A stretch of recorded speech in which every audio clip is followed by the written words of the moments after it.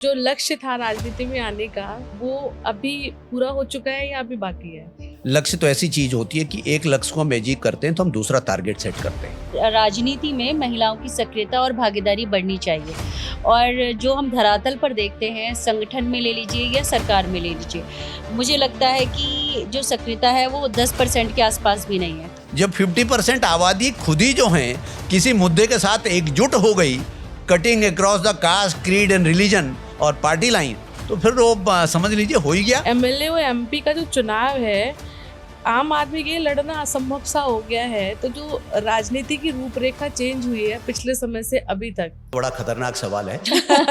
वो चकाचौंध नहीं दिख रहा है, सामान नहीं आ रहा है, फलाना नहीं आ रहा है, शराब की गाड़ियाँ नहीं आ रही है, ऊट पटांग चीजें नहीं आ रही है, दावत पानी का सामान नहीं हो रहा है, तो फिर वो 5 साल क्या करेगा? 5 साल तुम्हारे चूना ही लगाएगा। हमारे माननीय प्रधानमंत्री जी भी 2 बार आए, इन्वेस्टर समिट भी हुई बड़ी बड़ी, लेकिन हम उनका फोकस उत्तराखंड की तरफ नहीं है।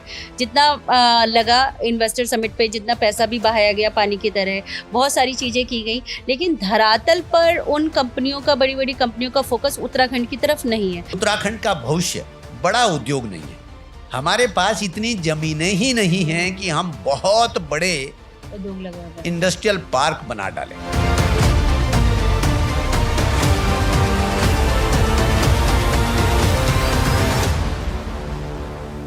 सोल धारणी चैनल में आपका स्वागत है और आज हम अपने दर्शकों को उत्तराखंड की राजनीति में एक ऐसी शख्सियत से मिलवाना चाहते हैं जिन्होंने 1991 से अपनी राजनीतिक जीवन की सकारात्मक शुरुआत की और जिनको उत्तराखंड की राजनीति में एक मुख्य किरदार के तौर पर देखा जाता है। और ऐसी शख्सियत का नाम है श्री मुन्ना सिंह चौहान जी, जो अपनी बेबाक छवि के लिए उत्तराखंड की जनता के दिलों में राज करते हैं। और आपका हमारे चैनल में बहुत बहुत स्वागत व अभिनंदन है।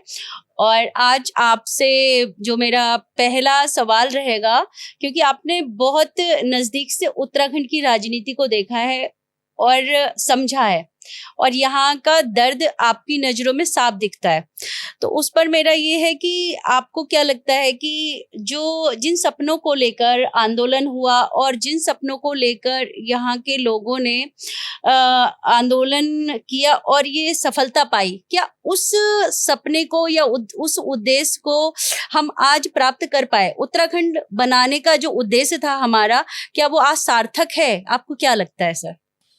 देखिए, 37 इयर्स मुझे चुनावी राजनीति में हो गए। 1988 में मैं ब्लॉक प्रमुख बना था जी। और तब से गिरते पड़ते इस व्यवस्था में बने हुए हैं। उत्तराखंड राज्य निर्माण में एक ऐसी बात कह रहा हूं जो शायद शायद ही किसी ने कही हो जी। उत्तर प्रदेश की विधानसभा में जब राज्य निर्माण का पुनर्गठन विधेयक आया जी, महामहिम राष्ट्रपति जी के रेफरेंस के तौर पर, तो बहुत सारे लोग कहते थे साहब हमारी पूछ नहीं होती इसलिए हमारा राज्य अलग चाहिए, हमारा ये नहीं होता, ये कहते थे। जी। मैंने हमेशा इसके विपरीत बात की। जी। मैंने कहा मैं उन लोगों से असहमत हूं जो ये कहते हैं कि हमारी उत्तर प्रदेश में पूछ नहीं होती। जी। हमारी तो उत्तर प्रदेश में बहुत पूछ थी। हमारा तो उत्तर प्रदेश में बहुत सम्मान था। जी। उत्तर प्रदेश जैसे विशाल प्रांत में सबसे पहले उस समय तो प्रीमियर बोलते थे संयुक्त प्रांत उत्तर प्रदेश के गोविंद वल्लभ पंत थे जी। मुख्यमंत्री। जी। नारायण दत्त तिवारी जी मुख्यमंत्री रहे जी। 3-3 4-4 बार। जी। हेमंत नंदन बहुगुणा जी जैसे स्टॉलवर्ड मुख्यमंत्री रहे उत्तराखंड से। यहाँ तक कि एक बार चूंकि वहाँ से रानीखेत से उनका ताल्लुक रहा तो सीबी गुप्ता भी बने। तो मैंने कहा राजनीतिक रूप से तो हमारी पूछ बहुत थी जी। लेकिन हम अलग राज्य इसलिए चाहते हैं कि जिसको हम अलग राज्य बनाना चाहते हैं वहां की सामाजिक भौगोलिक परिस्थितियां बिल्कुल भिन्न हैं। वो बड़े राज्य के साथ उस पर फोकस नहीं हो सकता। जी। उसके लिए जिस प्रकार के नियोजन की आवश्यकता है वो बड़े राज्य के साथ नहीं हो सकता। जी। और यहाँ से हमने अपने सोच को एक प्रकार से परिलक्षित किया। जी उसको आगे चल करके मैं ये कहता हूँ, जी मैं उन लोगों से आज भी सहमत नहीं होता हूँ जी जो क्षेत्रवाद की बात करते हैं। जी मैं कोई क्षेत्रवाद की बात नहीं नहीं करता, करता जी, मैं क्षेत्रीय सरोकारों की बात करता हूँ। बात करता हूँ। बहुत अच्छा। मैं वाद की बात नहीं करता हूँ, जी मैं क्षेत्रीय जो सरोकार रीजनल कंसर्न्स है, रीजनल सरोकार है, उसकी उसकी बात करता हूँ। बहुत अच्छा जी। रीजनल सरोकार क्या है? आपको अधिकांश हमारा पर्वतीय भूभाग है, ठीक है। वहां के लिए एरिया स्पेसिफिक नियोजन हम मान करके चलते थे कि जो जल समेट क्षेत्र है, जी जो वाटरशेड है, जी हर वाटरशेड के लिए हम बारीकी से चीजों की मैपिंग करके जी और उसके लिए हम जी योजनाएं बनाएंगे। जी तो कुल मिलाकर के बहुत माइक्रो लेवल पर इसको जाकर के हम नियोजन करेंगे।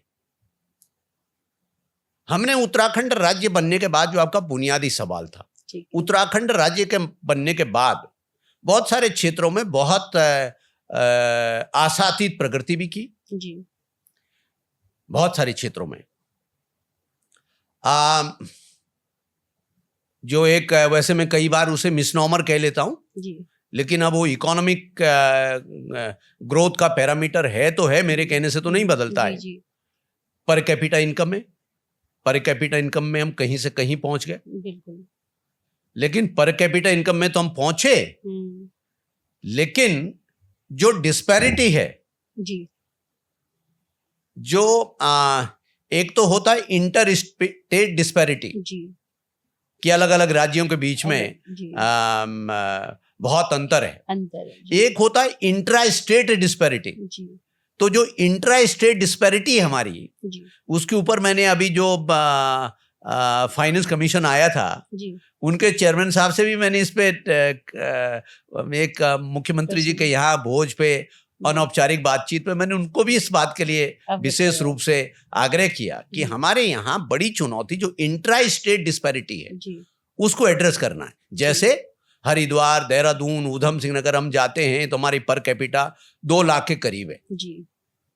वहीं हम रुद्रप्रयाग में जाते हैं तो हमारी पर कैपिटा 80-85 हजार पे अटक जाती है। बहुत इंपॉर्टेंट मुद्दा है ये तो अल्टीमेटली हमें जीवन स्तर उठाने के लिए किसको काम करना था, वही वो तो आशातीत प्रगति नहीं हुई। तो इसलिए मैंने कहा कि हमें उन क्षेत्रों को उस तरीके से तरक्की उनमें नहीं हो पाई।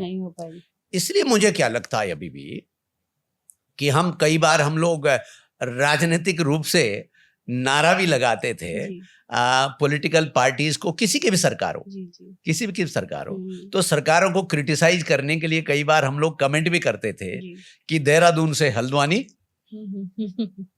ये हमने देहरादून से हल्द्वानी, मतलब रास्ते में पड़ते, ये हमने विकास का मॉडल बना। उनका भी विकास हो, उसके विरुद्ध नहीं है, हल्द्वानी का भी विकास हो, कोटद्वार का भी विकास हो, हरिद्वार का भी विकास हो, देहरादून का भी विकास हो, ऋषिकेश का भी विकास हो, उसके कोई अगेंस्ट नहीं। लेकिन हम पहाड़ कब चढ़ेंगे? जी जी,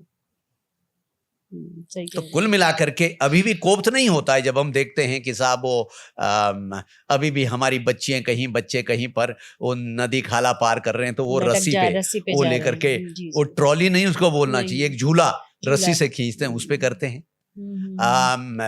आज भी बहुत सारी कई जगह से आप देखते हैं कि वो प्रसूति बहन को, बेटी को वो ले जाते कंधे पे, कंडी में, संदूक में या किसी पालकी जैसे में बैठा करके तब उसको हम मीलों चलना पड़ता है, मेडिकल केयर के लिए पहुंचा पाते हैं, अस्पताल पहुंचा पाते।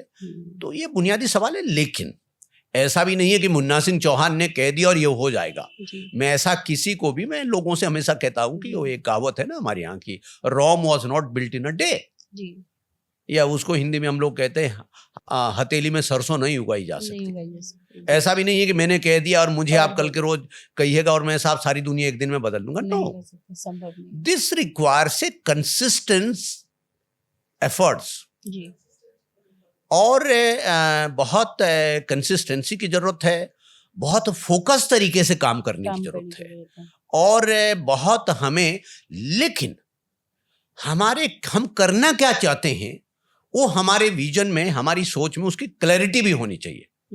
ये नहीं कि हम घपलत में कर रहे हैं कि कुछ कर लीजिए भाई, अब ये सफल नहीं हुआ अब कुछ और कर लो, फिर वो असफल हुआ फिर कुछ और कर लो।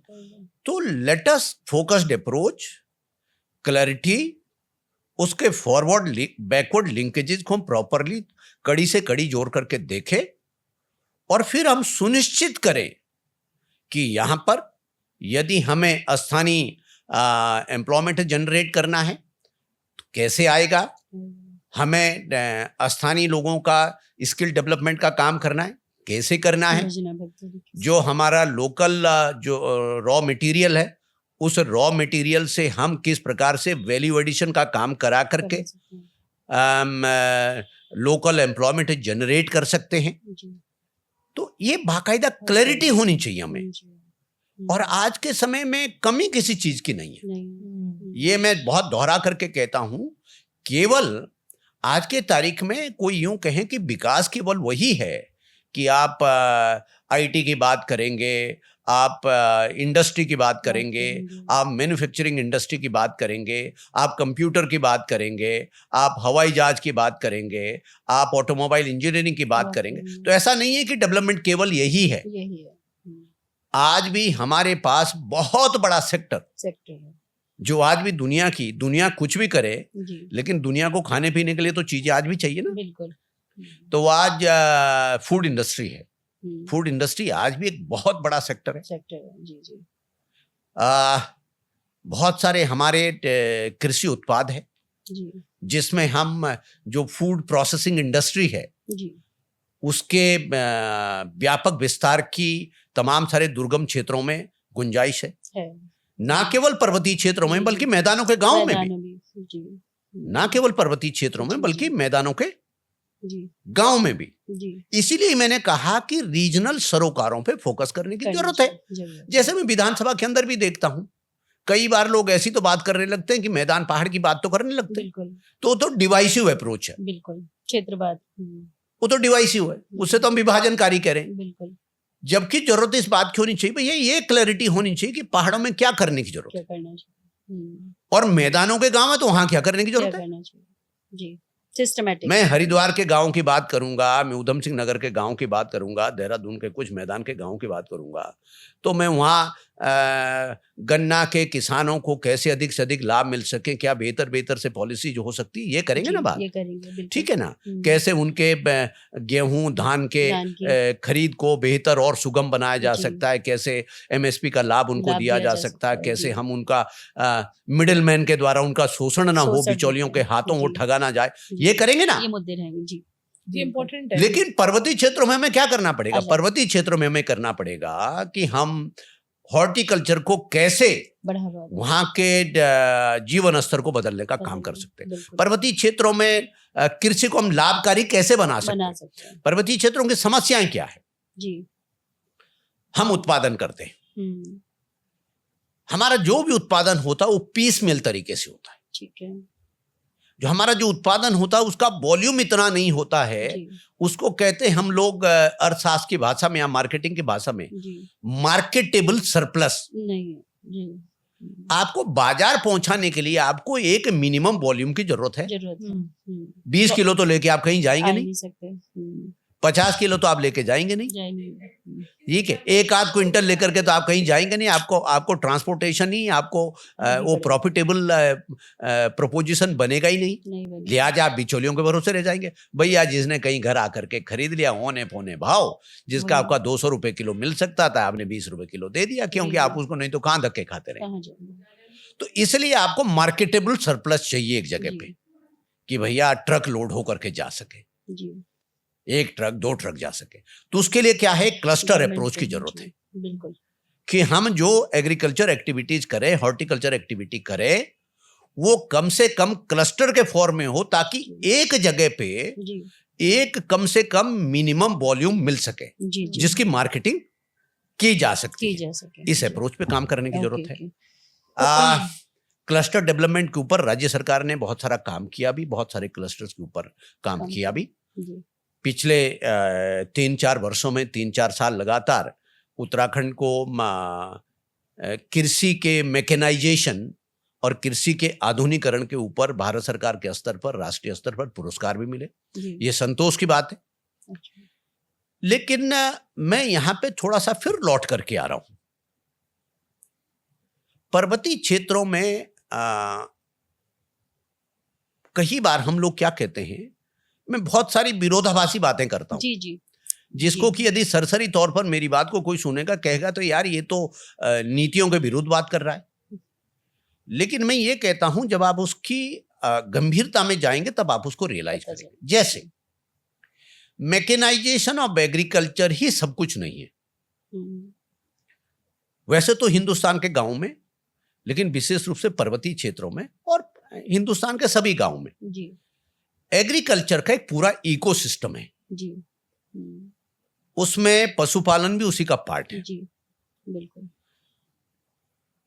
यदि हम पूरे इकोसिस्टम पे काम नहीं करेंगे तो वो सस्टेनेबल नहीं बनेगा नहीं मॉडल। बनेगा। जी वो प्रयोगात्मक तो ठीक हो सकता है कि साहब हमने ये प्रयोग किया, देखो ये इसमें ये फलाने खेत में फलानी चीज पैदा भी हुई और ये फल ऐसा भी है, खाने में भी बहुत अच्छा है, ये हमने गाय भी पाली एक, ये दूध भी हुआ है। लेकिन सस्टेनेबल मॉडल क्या है? मॉडल क्या है? जी मेरी रोजी रोटी भी तो उससे आनी उससे आनी चाहिए, बिल्कुल मेरी आर्थिक उपार्जन भी तो होना उससे चाहिए।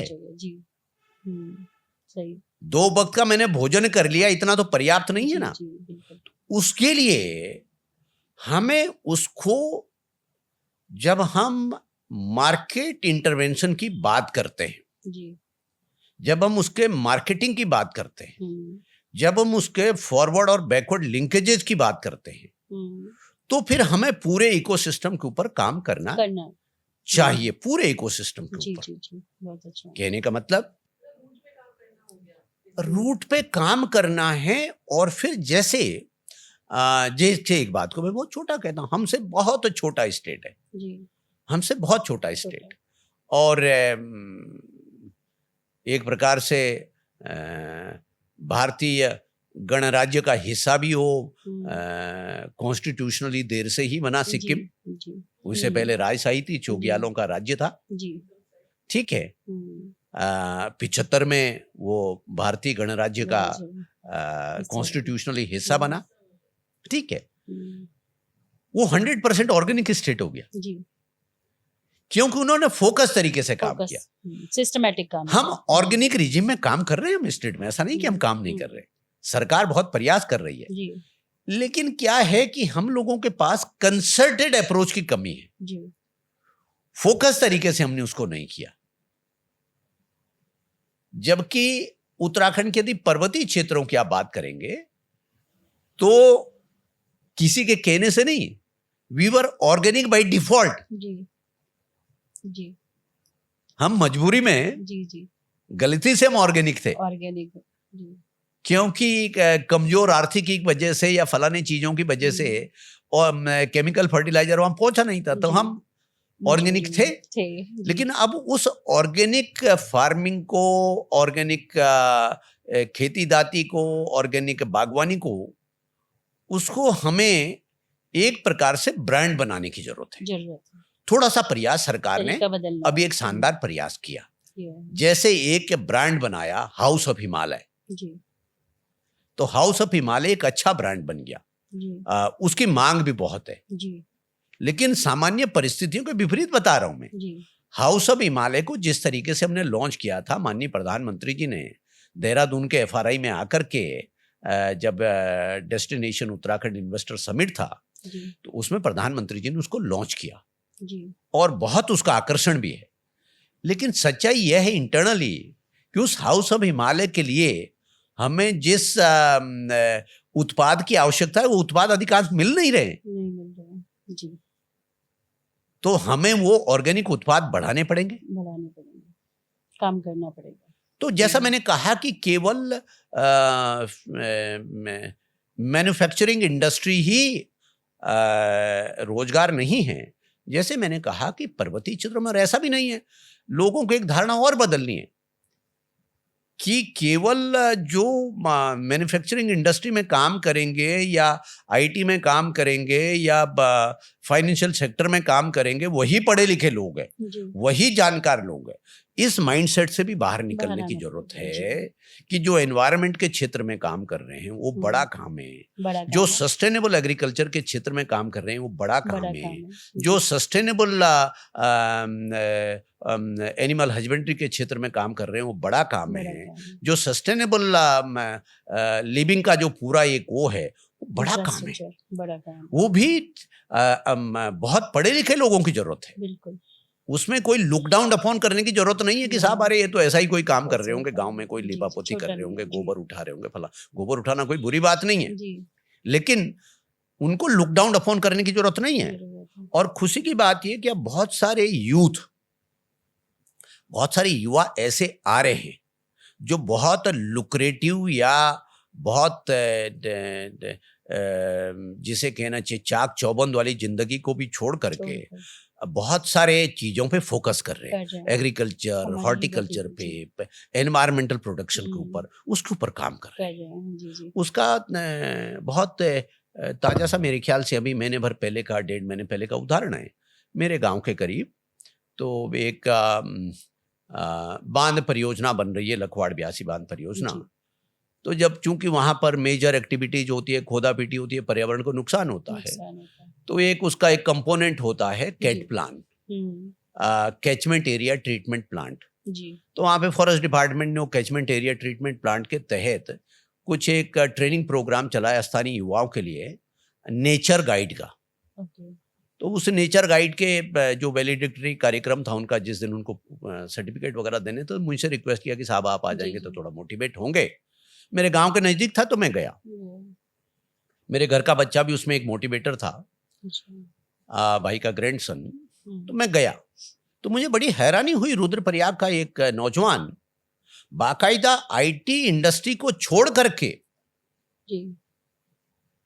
जो यहाँ का इकोलॉजी है, एनवायरनमेंट है, फ्लोरा फोना है, चिड़ियाँ हैं, पशु हैं, उसको इको टूरिज्म से इंटीग्रेट करने के लिए, नेचर गाइड को उसके लिए सेंसिटाइज करने के लिए वो उसमें काम में लगा हुआ है।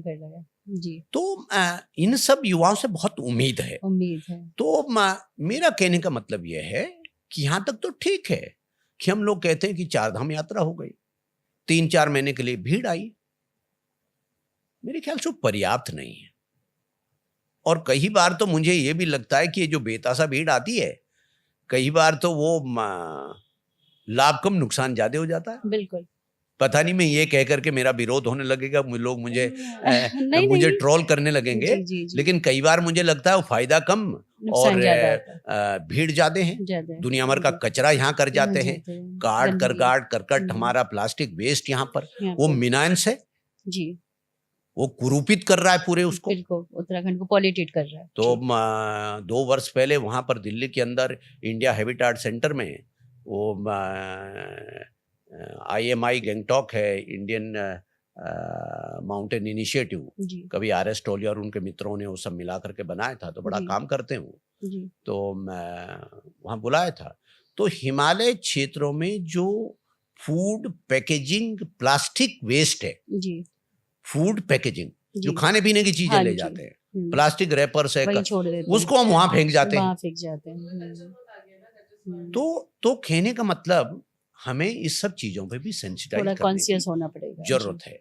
और मुझे ये कहना कोई मतलब कि हमें थोड़ा सा भीड़ वाला पर्यटन तो अपनी जगह है, हाई एंड टूरिज्म की तरफ जाने का जरूरत है।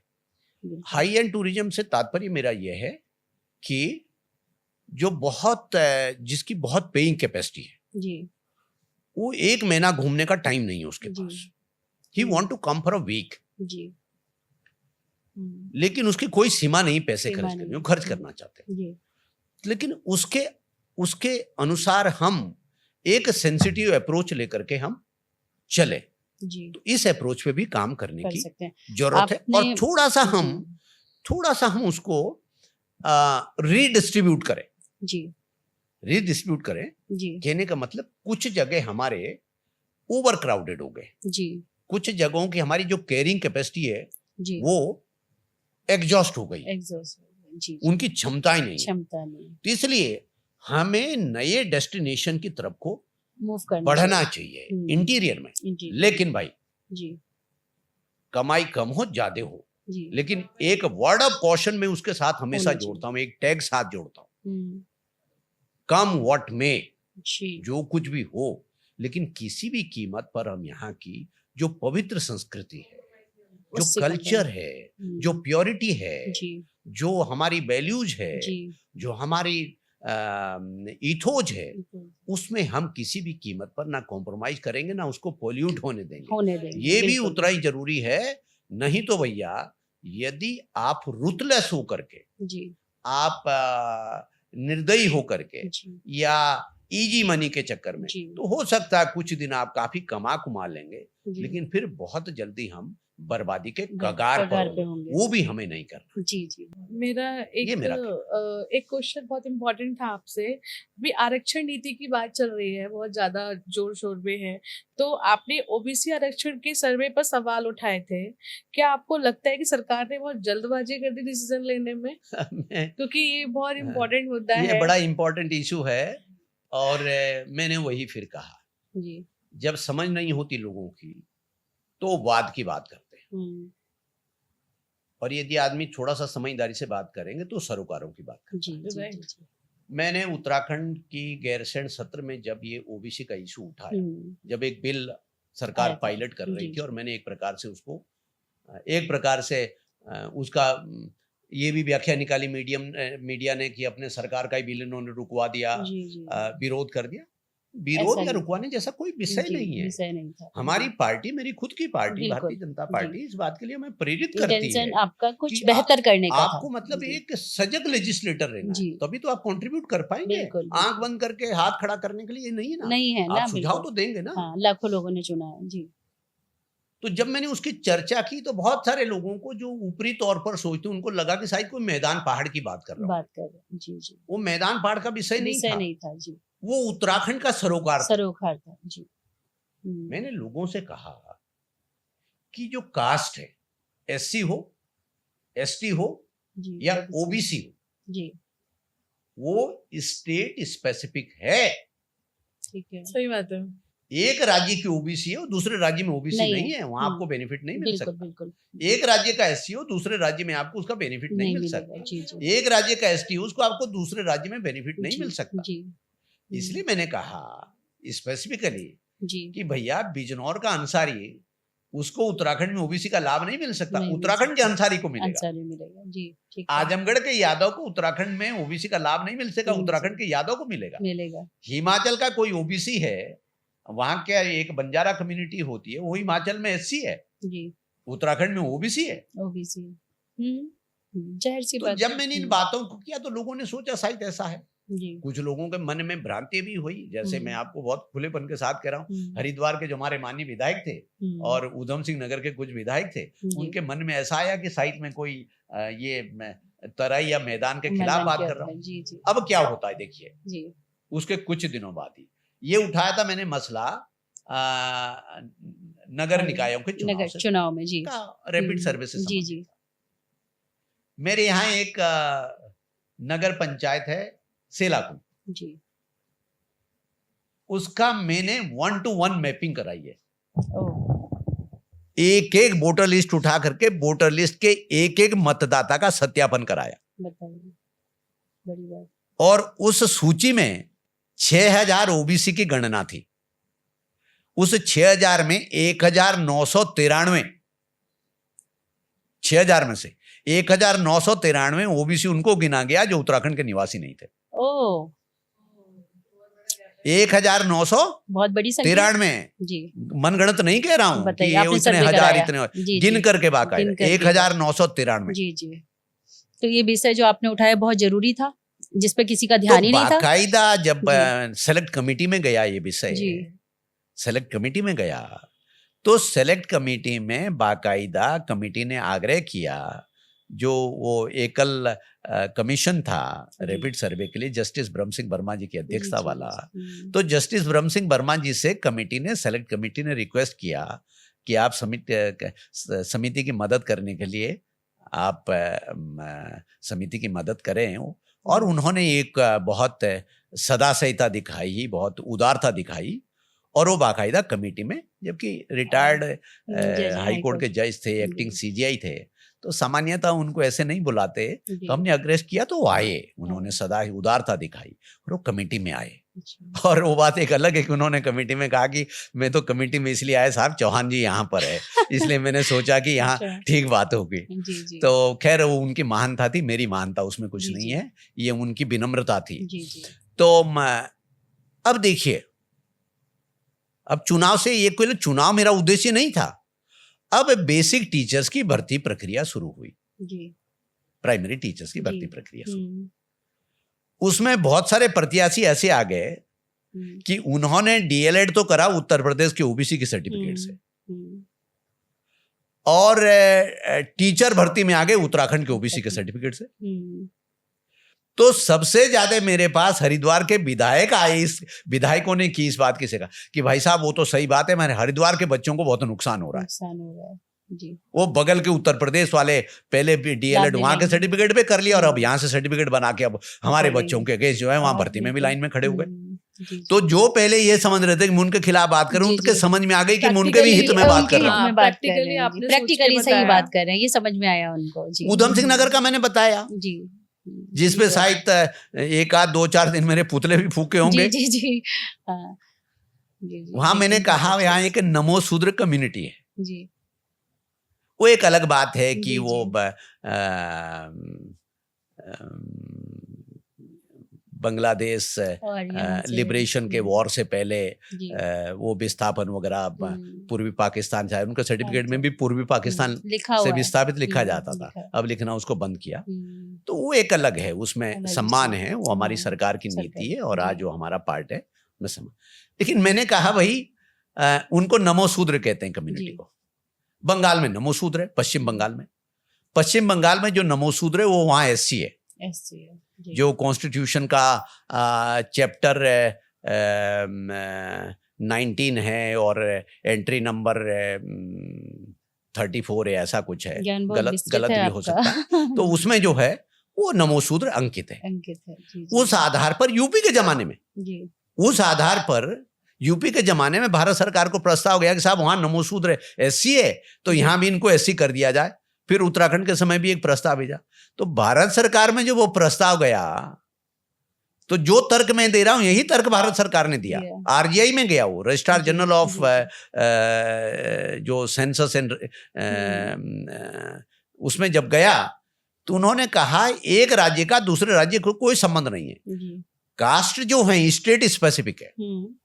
बल्कि एक मामले में तो अदालत ने, भारत सरकार ने यह कहा कि जैसे एससी के आरक्षण के लिए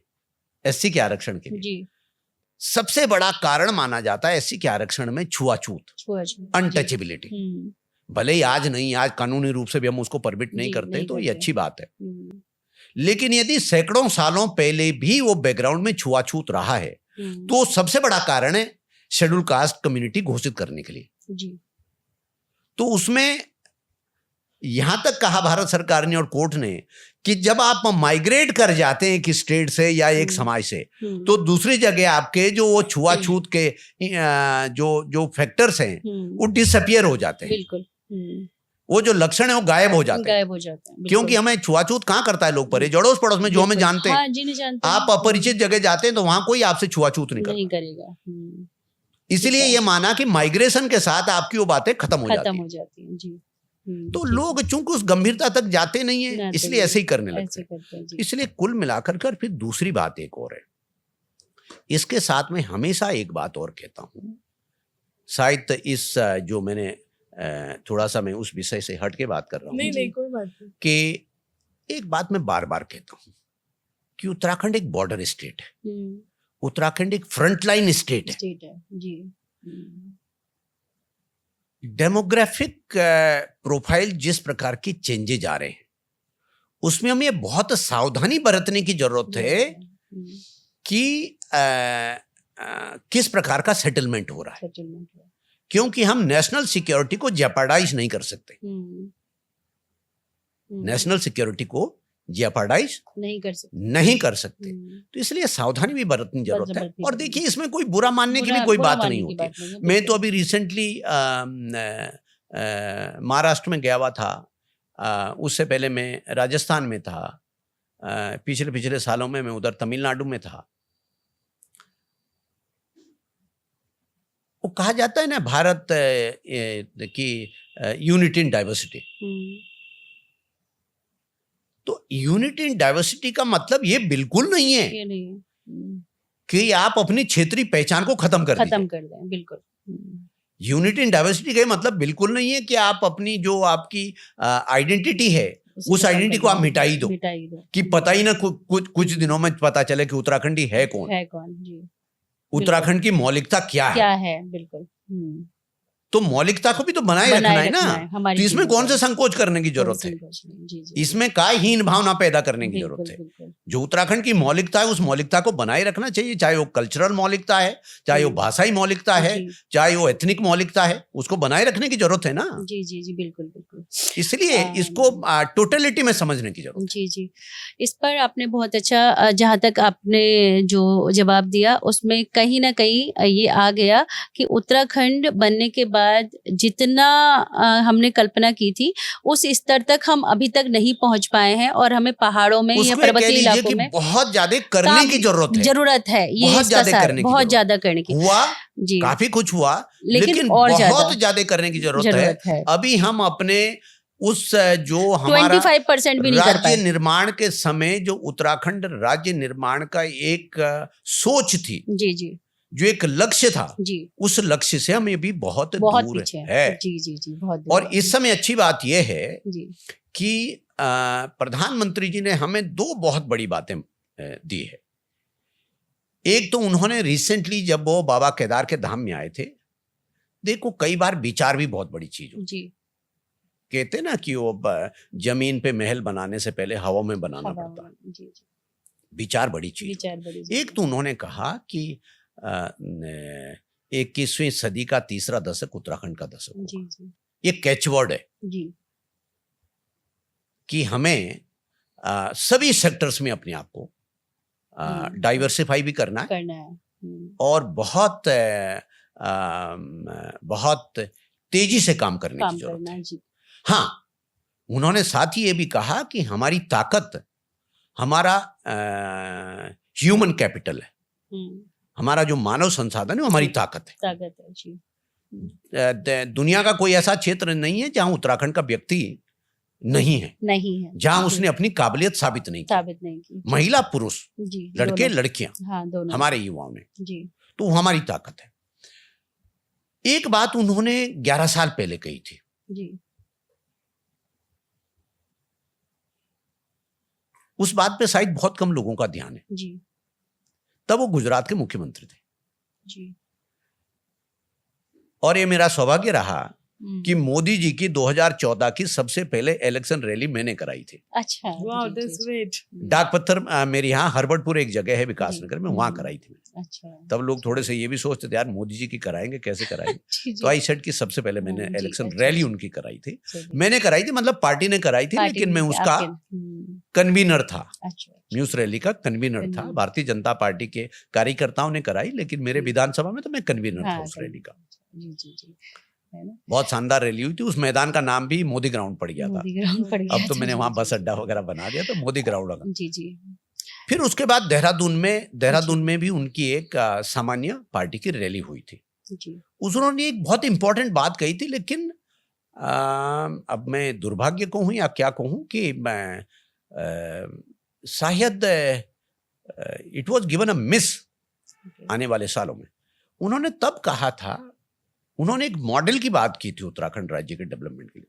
उन्होंने कहा था कि उत्तराखंड ऐसा राज्य है जहां के लोगों के पास 6 महीने का कारोबार अपनी परंपरागत खेती दाती परंपरागत काम से 6 महीने का कारोबार हमें उनको देना है। जी, ये बहुत बड़ा चिंतन बहुत था। बड़ा चिंतन था। जी, और आज जिस गांवों की हम बात करते हैं वहां इसी मॉडल की आवश्यकता है। आवश्यकता है, खेती दाती से 12 महीने का रोजगार नहीं मिलता, नहीं मिलता। 6 मंथ का ही। खेती दाती से 5-6 महीने का रोजगार बट मिलता ये तो बहुत लंबे समय से चला आ रहा है ना, ये तो डिक्लेयर है सबको कि 6 महीने का ही है, वहां पे कोई सरकार नहीं कर पा रही है उस चीज है। को अब उस सोल्यूशन। बचे हुए 6 महीने के लिए हमें क्या करना क्या है, है, सोचना पड़ेगा। क्या करना है। वो सोल्यूशन ही नहीं जैसे है। मान लीजिए एक छोटा सा अभियान सा एक सरकार ने अभी शुरू किया कि भाई शीतकालीन यात्रा भी करें, शीतकालीन यात्रा भी शुरू करें। तो अभी छोटे स्तर पर ही नहीं तो चलो कुछ वो शुरू हुआ, लेकिन मैं फिर दोहरा करके कह रहा हूं हम केवल 4 धाम तक सीमित रह जाएंगे तो भी हम फिर सब जगह नहीं पहुंच पाएंगे, सब जगह नहीं पहुंच पाएंगे। हमें तो सब जगह पहुंचना, सब जगह पहुंचना। हमने तो कारोबार का विस्तार एवरी नुक एंड कॉर्नर तक पहुंचाना। जी जी जी, तभी तो लोग मजबूरी में विस्थापन नहीं करेंगे। नहीं करेंगे। जी जी, जब मैं विस्थापन की बात करता हूं, जब माइग्रेशन को रोकने की मैं बात करता हूं, तो माइग्रेशन, हम उस माइग्रेशन को रोकने की बात बिल्कुल नहीं करते जी, जो बहुत शानदार कैरियर के लिए, जिनके पास बहुत हायर एजुकेशन है, जी, बहुत आधुनिक शिक्षा है, अच्छा, बहुत दुनिया में बहुत इनोवेटिव क्षेत्र में काम करना चाहते हैं, फाइनेंशियल सेक्टर में काम करना चाहते हैं, आईटी इंडस्ट्री में काम करना चाहते हैं, मैन्युफैक्चरिंग इंडस्ट्री में काम करना चाहते हैं, विदेशों में वो करना चाहते हैं। हम उनको उनका माइग्रेशन रोकने की क्यों बात करेंगे? वो तो सबको अधिकार है, हम फाटक थोड़ा ना लगा सकते। बिल्कुल बिल्कुल। लेकिन हम उस माइग्रेशन को रोकने की बात करते हैं जो माइग्रेशन इन डिस्ट्रेस है, जो मजबूरी में जा रहा है कि काम जहां नहीं पर से गरीब माँ बाप का बच्चा ऑप्शन ही नहीं है उनके पास मजबूरी कोई, में मजबूरी में कहीं जा रहे हैं। शहर में जाकर के धक्के नौकरी खाने कर को रहा है। मजबूर है, कहीं पे न होटलों में भांडे काम मांजने करने के लिए के लिए मजबूर है, जी। जहां पर वो नारकी जीवन जीने के लिए जीने के लिए मजबूर है, मजबूर जहां पे 10 बाई 10 के कमरे में उसके परिवार है। के 6 सदस्य रहने को मजबूर है। हम उस उसकी बात पलायन को रोकने की बात कर रहे करते हैं। हैं। कौन जाएगा यदि उसके घर के पास उसके पास सब रोजगार कुछ होगा, उसके लिए जी, अच्छा होगा तो वो क्यों यदि जाएगा? हेल्थ केयर होगा उसके पास, बच्चों को पढ़ने की स्थिति Education। होगी और थोड़ा रोजगार होगा, क्यों जाएगा? नहीं क्यों जाएगा जाएगा अपना गांव छोड़ के। बहुत अच्छा और विचार। ऐसा नहीं है कि ये नहीं हो सकता है, जी उसका भी मैं उदाहरण दे रहा जी हूँ। जी और बाकायदा उसका आप कहेंगे तो मेरे पास एक छोटा सा वीडियो उसको मैं आपके पास जी भेजूंगा। जी जी मेरे गांव के बगल में, जी जहां पे मैं अभी नेचर गाइड के उसमें गया था, सरकारी प्राइमरी स्कूल है, जहां अधिकांश सरकारी स्कूलों में जी केवल तनख्वाह पकाने का, या एक प्रकार तनख्वाह भी क्या, पेंशन ले रहे हैं। पेंशन लेने का। 4 बच्चे 3 टीचर, 3 टीचर ऐसे ही है। 2 बच्चे 2 टीचर, ये मॉडल। ऐसी स्थितियां है। हम्म, ठीक है, संसाधनों की बर्बादी, बर्बादी, नीरस माहौल, दयनीय नीरस स्थिति माहौल, है समय तो। काटने का। समय काटना। लेकिन ऐसा भी नहीं है, जो करने वाले टीचर है उन्होंने वहीं पर एक जगह नागथा, जिसका मैंने जिक्र किया था, वहां एक प्राइमरी स्कूल है, और तो क्या उसमें हम भी अपनी गलती गिना रहे हैं। मेरे आज वो चक्राता विधानसभा में, मेरे विधानसभा में नहीं है, जी लेकिन जब मैं प्राइमरी का छात्र था तब भी वो विद्यालय था, अच्छा। भले ही मैं दूसरे विद्यालय में पढ़ता था। तो जो मेरे गुरुदेव थे, जो मेरे है, जिन्होंने मुझे पढ़ाया, वही बाद में वहां के भी हेड मास्टर थे। वहां आज से 6, 7, 8 साल पहले 6 बच्चे रह गए थे, और 10 साल पहले 6 बच्चे 10 रह साल गए थे। पहले। उसमें एक लेडी टीचर है टेहरी की, देहरादून में रहता है परिवार। दूसरी लेडी टीचर है, असिस्टेंट टीचर, पौड़ी की लड़की, उसका परिवार भी देहरादून में रहता है। एक स्थानीय लड़का है वहां का, पड़ोस के गांव का, वो है। उन 3 ने इतना काम किया कि उस प्राइमरी स्कूल में 63 बच्चे हैं, पता है, ग्रेट। 63। इच्छा शक्ति। और प्राइमरी का आखिरी क्लास 5वीं होता है, तो पिछले बार वहां 15 बच्चे थे 5वीं में, 5th क्लास में। उसमें से 10-12 बच्चे रेजिडेंशियल स्कूल में निकल गए 6th में, बताइए। जवाहर नवोदय में, राजीव नवोदय में, एकलव्य में। बड़ी परीक्षा इतनी अच्छे से होता है। जी जी। और इस साल जब मैं आपके सामने बैठा हुआ हूं, तो इस साल उनके 4 बच्चों ने सैनिक स्कूल का एग्जाम क्वालिफाई कर लिया। बधाई। सैनिक बात है। स्कूल बहुत का अच्छा काम कर रहे हैं, बहुत अच्छा। सरकारी प्राइमरी स्कूल के बच्चे, अच्छे अच्छे ट्रेनिंग वाले, कोचिंग मतलब वाले नहीं basic पढ़ सैनिक पा रहे हैं। स्कूल का। सैनिक मतलब स्कूल का बेसिक class इतना कर और रहे clear सुनिए किया आगे गया। चलिए, हैं। जी। अब वहां वो बच्चे भी आते हैं जिनको उम्र कम होने की वजह एनरोल नहीं कर सकते, जी। बालवाड़ी टाइप के, हम्म। वो भी लगभग 25 बच्चे हैं। तो उनको टेक केयर करने के लिए, उनको एडमिशन नहीं दे सकते पर जी, वो, जी, लेकिन उनको take care टेक केयर करने के लिए उन तीनों टीचर ने, सरकारी व्यवस्था से नहीं, जी। खुद ही एक वॉलंटरी टीचर रख रखी, ओह, बाकायदा बीएड वगैरह, उसको मैंने नाम मदर टीचर नाम दे Mother दिया। teacher। मैं वहां गया खुद स्कूल में, और वो उन छोटे बच्चों को टेक केयर करते हैं। बताइए। तो वहां अभिभावक कह रहे थे साहब पहले बच्चे रोते थे यदि स्कूल भेजते थे, जी। अब इसलिए रोते हैं कि हम स्कूल नहीं स्कूल जाने भेजो। दे, हमें स्कूल जाना है। इतना जी। उन्होंने उसको लाइवली ये बना दिया। मॉडल है ये वो उत्तराखंड लड़की में वहां पे भी जो असिस्टेंट टीचर है 12 साल से, उसका देहरादून ट्रांसफर हुआ तो देहरादून नहीं आई कि मुझे यहीं रहना है। यही रहा। सी द कमिटमेंट, ये लोग हैं, ये है एक्चुअली समाज के हीरो, ये है। Asset- है, हम asset नहीं है है। समाज हम के नहीं, हीरो, बिल्कुल। ये लोग है समाज के हीरो, समाज के हीरो। एसेट है हमारे लिए। ये है। हम्म। क्या नहीं कर सकते, क्या नहीं कर सकते, और उसी से 1.5-2 किलोमीटर दूर पे वो पेंशन पका रहे। बताइए। इच्छा शक्ति की कमी तो है यहाँ, मतलब यह कहा क्या जा नहीं सकता कर है। सकते? क्या नहीं कर सकते, करना चाहें। अभी भी जुनून कासनगर होना में जहां चाहिए। मैं विधायक हूँ, जी। वहीं मैं एक स्कूल को एक दिन देखने गया। बहुत नई बिल्डिंग, बहुत बड़ा मैदान, फुटबॉल खेलो, एक प्राइमरी स्कूल, एक जूनियर हाई स्कूल 8वीं तक का, बच्चे एक में 18, एक में कुछ 22, चलो जितने भी थे। उसमें भी देखा, लोग कहने लगे साहब ये बच्चे इधर नहीं जाने देती है मैडम। क्या हुआ?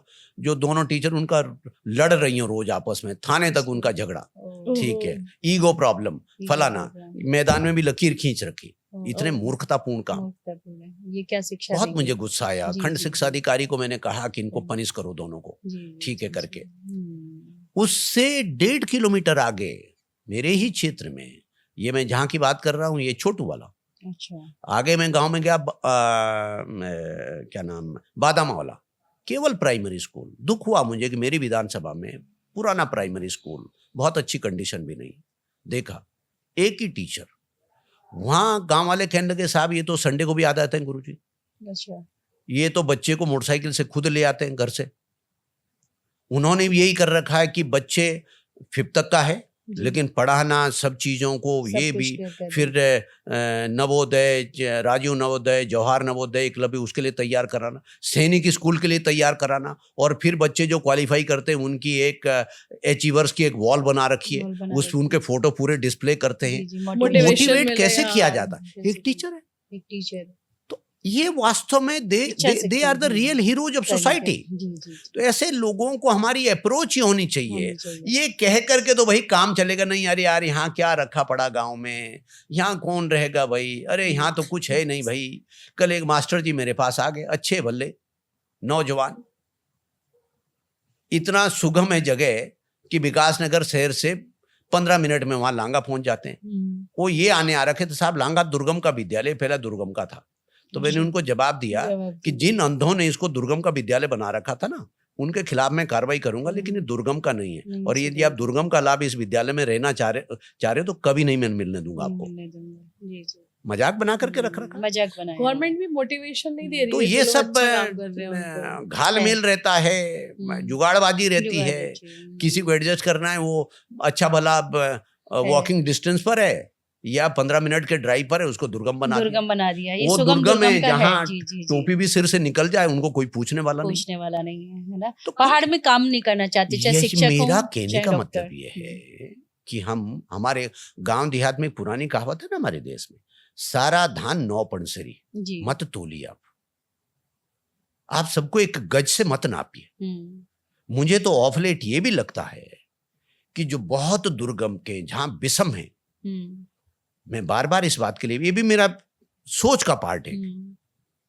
जैसे विधानसभा में हमारे यहाँ जब बजट आता है तो ज्यादातर लोग कहते हैं साहब फलाना नहीं हो रहा है, ढिमकाना नहीं हो रहा है, इसमें कुछ नहीं हुआ, इसमें। मैं सबसे कहता हूँ भैया ये भी तो बोलो होना क्या चाहिए। वो कोई नहीं बताता। सॉल्यूशन के साथ जाना चाहिए। प्रॉब्लम सबको पता ही है। प्रॉब्लम गिनाएंगे, समाधान बताइए। मैंने एक बार नहीं, अनेकों बार विधानसभा में शिक्षा विभाग के बजट के दौरान कहा कि सब लोग ऐसा सुझाव देते हैं जिसमें पैसा खर्च होता है, मैं आपको ऐसा सुझाव दे रहा हूं जिसमें पैसा बचेगा। सबने सोचा है कौन सी बात बोलने जा रहा है। मैंने कहा भाई ये जो हर जगह हर जगह पर हमने स्कूल खोल दिए हैं। इसको कुछ को कम करो, एक इंटर कॉलेज रखिए, इंटीग्रेट करिए, ठीक है, लेकिन वो इंटर कॉलेज फिर एक बाकायदा बोर्डिंग स्कूल बने, बोर्डिंग स्कूल है। वहीं पे बच्चे क्वालिटी होनी रुकेंगे, वहीं चाहिए। पे टीचर रहेंगे, वहीं पे हॉस्टल भी होगा, बिल्कुल। वहीं पे मेस भी होगा, रात की भी एक्टिविटीज होगी, एक बिल्कुल। एनवायरनमेंट बनेगा। बहुत अच्छा, बहुत अच्छा सुझाव। भाई पहाड़ों में स्कूल क्यों मांगते हैं हमारी जगह पे, गांव में? क्योंकि आने जाने में बहुत दूर होता है। दूर होता अभी है। जैसे आजकल भी आप सुनते होंगे, कोई कहता है कि जंगली जानवरों से रास्ते में हाँ, बच्चों को रास्ते खतरा में, है, हाँ, बारिश के दौरान दिक्कत है, दिक्कत है। लैंडस्लाइड है, फलाना है, बहुत सारी ये आने जाने की दिक्कत है, इसलिए स्कूल मांगते हैं। हम्म, यदि हम रेजिडेंशियल स्कूल बना देंगे कहीं जहां बच्चे वहीं रह सकते हैं, रह सके। भैया महीने में हफ्ते में एक दिन आएंगे ना घर, बिल्कुल, बाकी 6 दिन वहीं रहे, वही रहेंगे। इन्वायरमेंट या 15 ज्यादा दिन वहीं शिक्षा रहे, मिलेगी, ज्यादा विकास तो होगा। क्वालिटी एजुकेशन भी होगी, बिल्कुल, कम पैसा भी लगेगा जी। और टीचर्स भी रहेंगे। बढ़िया, बहुत अच्छा सुझाव अब 4 बच्चों में कौन रहेगा? रहेगा, मन ही नहीं लगेगा। वो 4 टीचर है, वो अपनी ड्यूटी लगा कर, या इस हफ्ते तू रहना, अगले हफ्ते मैं रहूंगा। जी, तो नए तरीके से भी सोचना पड़ेगा। सोचना पड़ेगा, विचार करना पड़ेगा। मान लीजिए एक अच्छा काम सरकार ने शुरू किया भी है कि हम्म, स्कूलों की, जो प्राइमरी स्कूल जिसमें 2-2 4-4 बच्चे क्लबिंग करिए, right। लेकिन अब सवाल ये होता है कि न्यू एजुकेशन पॉलिसी अपना उसमें ये भी है कि 1 किलोमीटर से जाते हैं, मैंने छोटे बच्चे को नहीं भेज, तो उसका हम एक तरीका कर सकते हैं कि हम स्कूल एक बनाए सेंटर में, लेकिन दूर पार के गांव के जो बच्चे हैं उनको लाने के लिए हम सरकारी वाहन का बाहर इंतजाम लगाए।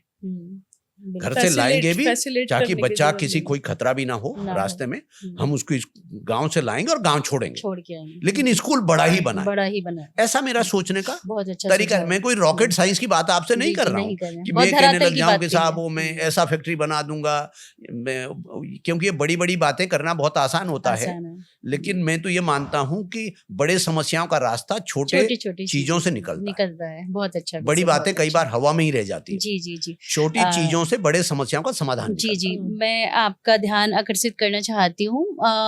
हमारे मुख्यमंत्री रहे भले ही कांग्रेस के समय, और बहुत बड़ा चेहरा, बहुत बड़ा नाम माननीय एनडी तिवारी जी, और जो औद्योगिक नीति और जो उद्योग उनके समय में उन्होंने उत्तराखंड को दिए, चाहे बहुत बड़ी बड़ी कंपनियां उस समय उन्होंने उत्तराखंड में स्थापित की। तो आज क्या है कि हमारे माननीय प्रधानमंत्री जी भी 2 बार आए, इन्वेस्टर समिट भी हुई बड़ी बड़ी, लेकिन हम उनका फोकस उत्तराखंड की तरफ नहीं है। जितना लगा इन्वेस्टर समिट पे, जितना पैसा भी बहाया गया पानी की तरह, बहुत सारी चीजें की गई, लेकिन धरातल पर उन कंपनियों का, बड़ी बड़ी कंपनियों का फोकस उत्तराखंड की तरफ नहीं है। क्या कारण है, क्या देख रहे हैं? देखिए, नारायण दत्त तिवारी जी के पास तो विशाल अनुभव था ही, जी, इस बात में तो कोई दो राय नहीं है। जी, उनके अनुभव का कोई सानी नहीं था, नहीं है। लेकिन नारायण दत्त तिवारी जी भी तब कर पाए, जी, उसमें इंपॉर्टेंट बात जो आपको ध्यान देने की जरूरत, जी, नारायण दत्त तिवारी जी तब कर पाए जब अटल बिहारी वाजपेयी जी ने उत्तराखंड को इंडस्ट्रियल पैकेज दिया।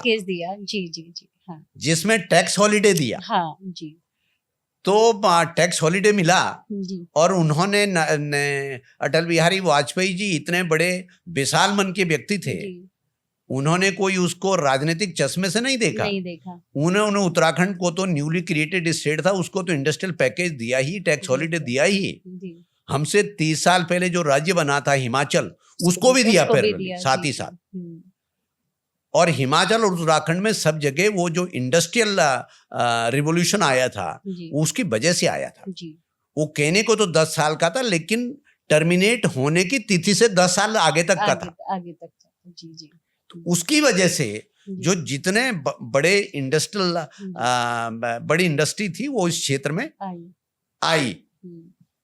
लेकिन मैं थोड़ा सा आपसे हट के बात कर रहा हूँ, जी, जी, जिससे शायद आप सहमत ना हो। नहीं, नहीं, जी, बहुत सारे लोग सहमत भी नहीं जी, होंगे जी, मुझसे। मैं ये मानता हूं कि उत्तराखंड का भविष्य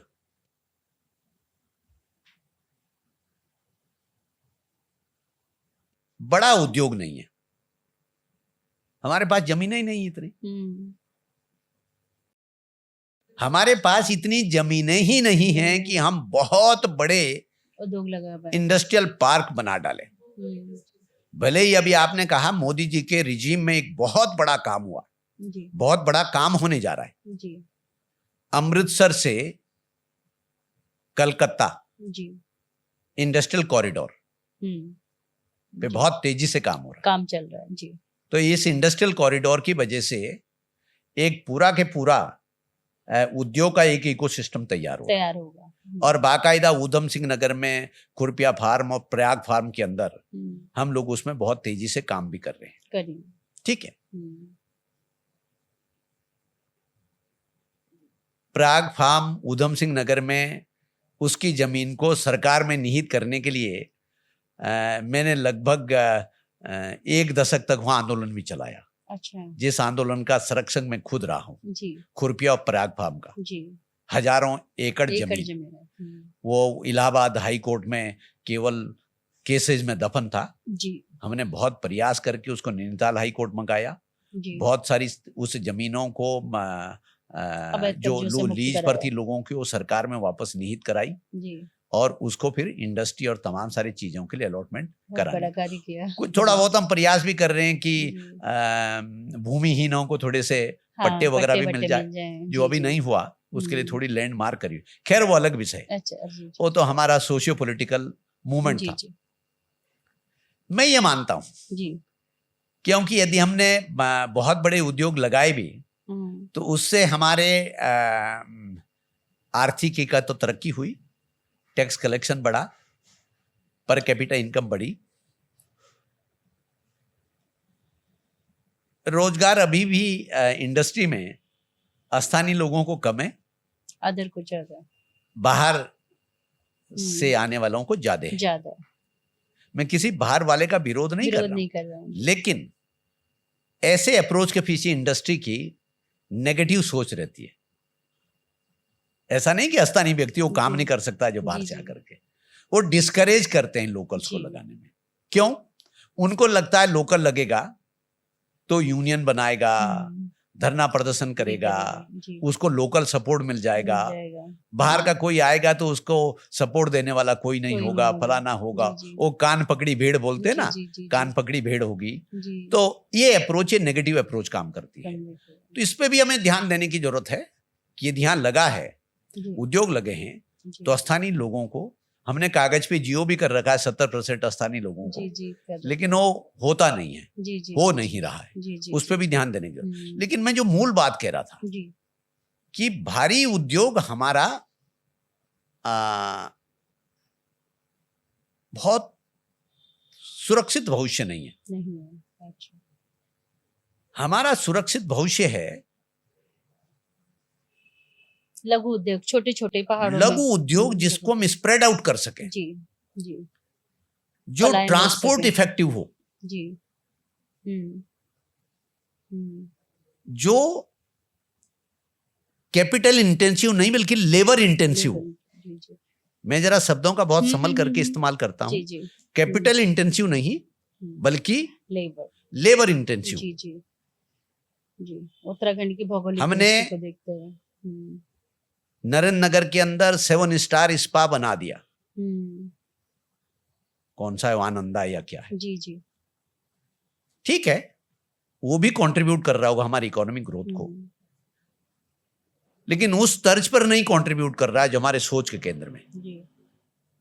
हमारे सोच के केंद्र में कंट्रीब्यूट कर रहा है होम स्टे। जी। हमारे सोच के केंद्र में कंट्रीब्यूट करेगा फार्म टूरिज्म। जी। हमारे सोच के केंद्र में है वो कंट्रीब्यूट करना चाहिए इको टूरिज्म। जी। हमारे सोच के केंद्र में कंट्रीब्यूट क्या करना चाहिए? आज दुनिया के आधुनिक से आधुनिक देश, आपने रियो में अर्थ समिट किया, ब्राजील में। जी। आपने पेरिस का एनवायरमेंट समिट किया। मोदी जी ने पूरे दुनिया को कॉल दी, 1 अर्थ 1 हेल्थ। जी। उन्होंने पूरे दुनिया को विचार दिया कि भारत के पास स्वस्थ रहने के वो तरीके भी हैं जिससे अभी दुनिया अनभिज्ञ है। वो है योगा। कि कैसे हम जो एटर्नल एनर्जीज है ह्यूमन बीइंग की, उससे हम हेल्थ केयर में कैसे ट्रांसफॉर्म कर सकते हैं। और अंतर्राष्ट्रीय योगा दिवस हो गया 21 जून को। मेरे ख्याल से ये हमारी ऐसी स्ट्रेंथ है जिसमें हम आर्थिक उपार्जन कर सकते हैं। बिल्कुल। आज मैंने आपको पेरिस का उदाहरण दिया, मैंने रियो का आपको उदाहरण दिया। आजकल एक शब्द आता है कार्बन क्रेडिट का। तो ये बेसिकली क्या है? हम ही तो कर रहे हैं। हम 67% फॉरेस्ट कवर है, बिल्कुल। हम ग्रीन कवर दे रहे हैं। आखिरकार ब्राजील यदि अपने अमेजोन के जंगलों की वजह से वो दुनिया का लंग्स अपने आप को बताते, तो हम भी दुनिया का लंग्स है भाई। हम भी जो प्रीशियस जर्म प्लाज्म है उसको कंजर्व करने का, हम भी नंदा देवी बायोस्फीयर रिजर्व में काम कर रहे हैं, गोविंद पशु विहार में काम कर रहे हैं, हम भी फॉरेस्ट बेल्ट को प्रोटेक्ट करने की बात कर रहे हैं। ये केवल हम उत्तराखंड के लिए नहीं कर रहे हैं, पूरे दुनिया के लिए कर रहे हैं। दुनिया के लिए कर रहे हैं। जी जी।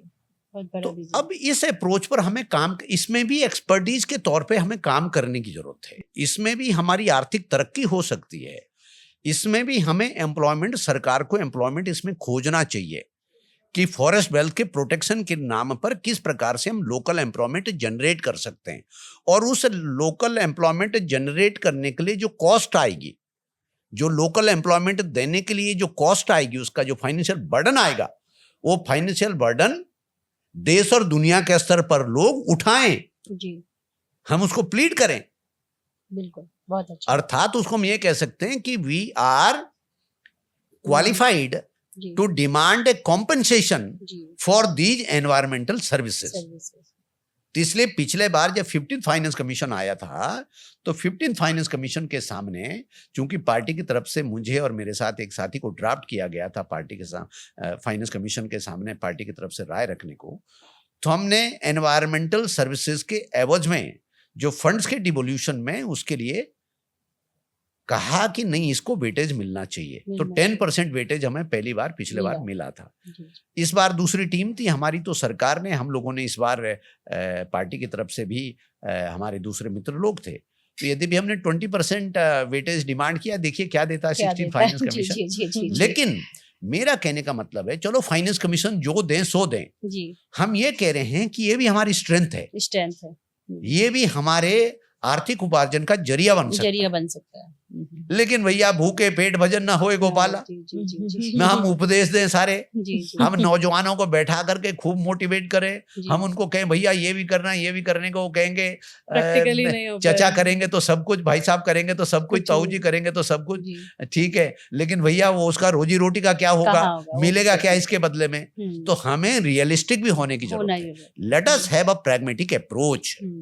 हमें बिल्कुल एक प्रैग्मेटिक अप्रोच लेकर के चलना है कि बजाय हम इसको, मैंने अनौपचारिक बातचीत में 16 फाइनेंस कमीशन के चेयरमैन साहब को कहा सीएम हाउस में, मैंने कहा साहब आप 10% तो देंगे हमें वेटेज एनवायरमेंटल सर्विसेज के नाम पर फंड्स के डिवोल्यूशन में, फाइनेंस कमीशन के अवार्ड में, और जंगल की आग बनाग्नि को रोकने के लिए लग जाएंगे हमारे 25%। हमने तो पाया कम घुमाया ज्यादा।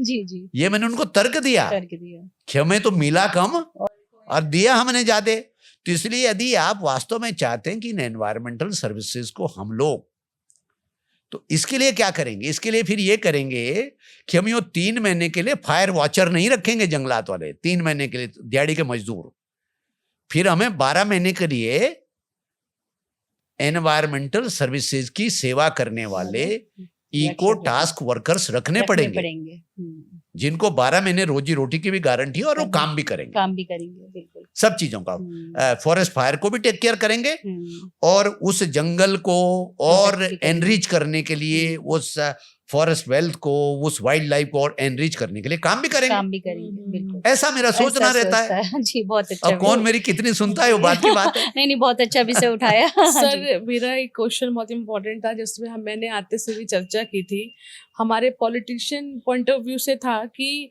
आपको क्या लगता है कि आजकल जो ईमानदार लोग हैं राजनीति में, उनके लिए राजनीति करना बहुत टफ हो गया है, and as well as MLA और एमपी का जो चुनाव है आम आदमी के लिए लड़ना असंभव सा हो गया है, तो जो राजनीति की रूपरेखा चेंज हुई है पिछले समय से अभी तक, तो आपका इतना रिच एक्सपीरियंस है, तो आज आप अपना विचार एक बार व्यक्त कीजिए कि ये इतना बड़ा चेंजेस, जो चीजें चेंज हुई हैं, वो क्या रीजंस है उसके पीछे? नहीं, देखिए, वैसे तो बड़ा खतरनाक सवाल है और मैं कभी भी किसी को जी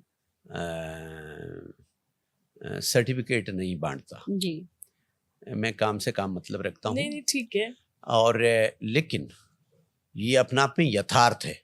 जनता भी देख जो रही है जो ऐसा। नंगे आंख से दिख रहा है उसमें ऐसा भी नहीं है। हमारे यहाँ एक कहावत है कि कबूतर के आंख बंद कर देने से बिल्ली का डर नहीं खत्म हो नहीं जाता। खत्म होता, बिल्कुल। ये सच्चाई है कि चुनाव का जो स्वरूप निकल करके आया है, चुनाव जिस प्रकार से महंगे हो गए हैं, महंगे हो गए। जिस प्रकार से उसमें पैसा, शराब, कबाड़ की एंट्री हो गई है, वो वास्तव में खतरनाक है। लोकतंत्र के लिए खतरनाक। लोकतंत्र के लिए खतरनाक है। और लेकिन ये मैं बहुत खतरनाक टिप्पणी कर रहा हूँ, जिसमें मैं जानता हूँ मेरी बहुत आलोचना भी हो सकती है। ये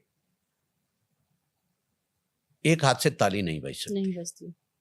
मैं हमेशा मानता हूँ पॉलिटिशियन कितना ही भी बेईमान हो जाए, वो कितना ही भी अनफेयर प्रैक्टिसेस को इस्तेमाल करने की कोशिश करें, लेकिन यदि जो उसका भाग्य विधाता है, जो जनता जनार्दन है, यदि वो सुचिता पे आ जाए तो इसे रोका जा सकता है। तो फिर आप किसी भी धन दौलत के सहारे चुनाव लड़ने वाले को जमीन सूंघा सकते हैं। जी जी, बहुत अच्छा। तो इसमें केवल पॉलिटिकल क्लास के जिसे कहना चाहिए सुचिता की जरूरत नहीं है, केवल उनमें ही प्योरिफिकेशन की जरूरत नहीं है। जनता जनार्दन को भी एक अपनी अप्रोच को बदलने की जरूरत है। जी। हम उस 14 दिन के चुनाव को तो, या 20 दिन के चुनाव को, या 1 महीने के चुनाव को तो चकाचौंध को चुनाव मान लेते। जो चकाचौंध से नहीं लड़ता उसे कहते हैं भाई साहब आपका तो चुनाव ही नहीं दिख रहा। नहीं दिख रहा। अब दिखना क्या है भाई? 5 साल सेवा की, उसे देखोगे कि चकाचौंध क्या देखेंगे? 1 हफ्ते का केवल चाहिए। ठीक है, वो चकाचौंध नहीं दिख रहा है, सामान नहीं आ रहा है, फलाना नहीं आ रहा है, शराब की गाड़ी नहीं आ रही है, ऊट पटांग चीजें नहीं आ रही है, दावत पानी का सामान नहीं हो रहा है, तो फिर वो 5 साल क्या करेगा? 5 साल तुम्हारे चूना ही लगाएगा। बिल्कुल। हाँ, जब करोड़ों रुपए बहाएगा तो 5 साल कमाएगा, फिर चूना ही लगाएगा। बिल्कुल। तो मैं तो ये कहता हूँ, क्यों ना लोग ये कहें कि भैया ऐसा है, हमने ये है, अभी से 14 दिन तक आप आइए, गांव के चौपाल में बैठिए, शहर के चौराहे पे बैठिए, भाषण दीजिए और जाइए घर। आपको घर घर आने की जरूरत नहीं, हम देखेंगे। तो मुझे लगता है कि हमें, मैं दोष नहीं दे रहा हूं, हमें सेंसिटाइज करने की जरूरत है सोसाइटी को। हमें सेंसिटाइज। और लोगों को एक बात और भी कहता हूं मैं, जैसे ये भी मैं खतरनाक बात कह रहा हूं जी। बहुत सारे लोग कहेंगे कि मैं गलत बात कर रहा हूं। मैं व्यवहारिकता की बात और ईमानदारी से कर रहा हूं, क्योंकि मैं थोड़ा सा हिपोक्रेसी में ज्यादा यकीन करता नहीं जी। विधायकों की वेतन भत्ते वगैरह बढ़ते हैं जी। तो बड़ा चीख पुकार होता जी। सुनने में लगता भी ऐसा, यार इन्होंने इतना बढ़ा दिया, फलाना बढ़ा दिया, ढिमकाना बढ़ा दिया।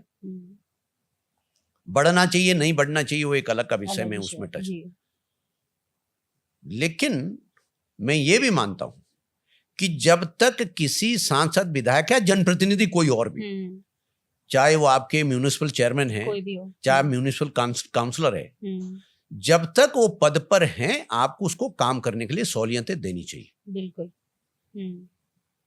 और फिर पब्लिक ऑडिट, जनता की इतनी निकता निगाह भी होनी चाहिए, सोशल ऑडिट इतना जबरदस्त होना चाहिए। मैं तो ये कहता हूं भैया, मैं विधायक हूं ना, मेरी जांच सरकार तो कर नहीं सकती, लेकिन मेरी जांच मेरी क्षेत्र की जनता तो कर सकती है ना। वो ऑडिट करे ना कि हमारा ये विधायक कैसा है, ये इसका चाल चलन कैसा है, ये काम कैसा है, ये पैसे दूसरों से पैसे खाता है नहीं खाता है, ये ऑडिट करने को उनको तो अधिकार है ना। अधिकार है, बिल्कुल। इसलिए मैं कहता हूं तब तक आप उसको कंफर्टेबल दीजिए, उसको सुविधाएं दीजिए, ताकि वो कंट्रीब्यूट कर सकें, अध्ययन कर सकें, नीतियों का निर्धारण कर सकें, इफेक्टिव तरीके से इंप्लीमेंटेशन कर सकें। आप झूठ के आदर्श का पुलिंदा ओढ़ करके कहने को आप कहिए कि साहब नहीं हम इसकी तनख्वाह तो बस इतनी रखेंगे, फलाना करेंगे, वो दूसरी जगह से 50 लाख घूस खा लेगा। जी ठीक। 2,50,000 या 60,000 उसकी तनख्वाह तो बढ़ा ही नहीं, लेकिन 60 लाख रुपए कहीं से खा जाए वो मंजूर है। मंजूर है, बिल्कुल। समझे बहुत ना? बड़ा, बहुत आप बड़ा मेरी सवाल। बात समझ रहे हैं? या उसने 6 लाख कहीं से डायरेक्ट ले लिए, वो मंजूर है। मंजूर है जी। तो मेरा कहने का मतलब ये है, लेट अस बी प्रैक्टिकल, बिल्कुल। कि आप सुविधाएं दीजिए। क्यों उससे आप अपेक्षा करते हैं? कैसी अपेक्षा करते हैं? दिन में 20 शादियां, उम्मीद करते हैं आप 20 जगह आए, बिल्कुल। 15 जगह तो आई आए, 30 जगह हैं तो 20 जगह आ जाए, आए जाए। ठीक है।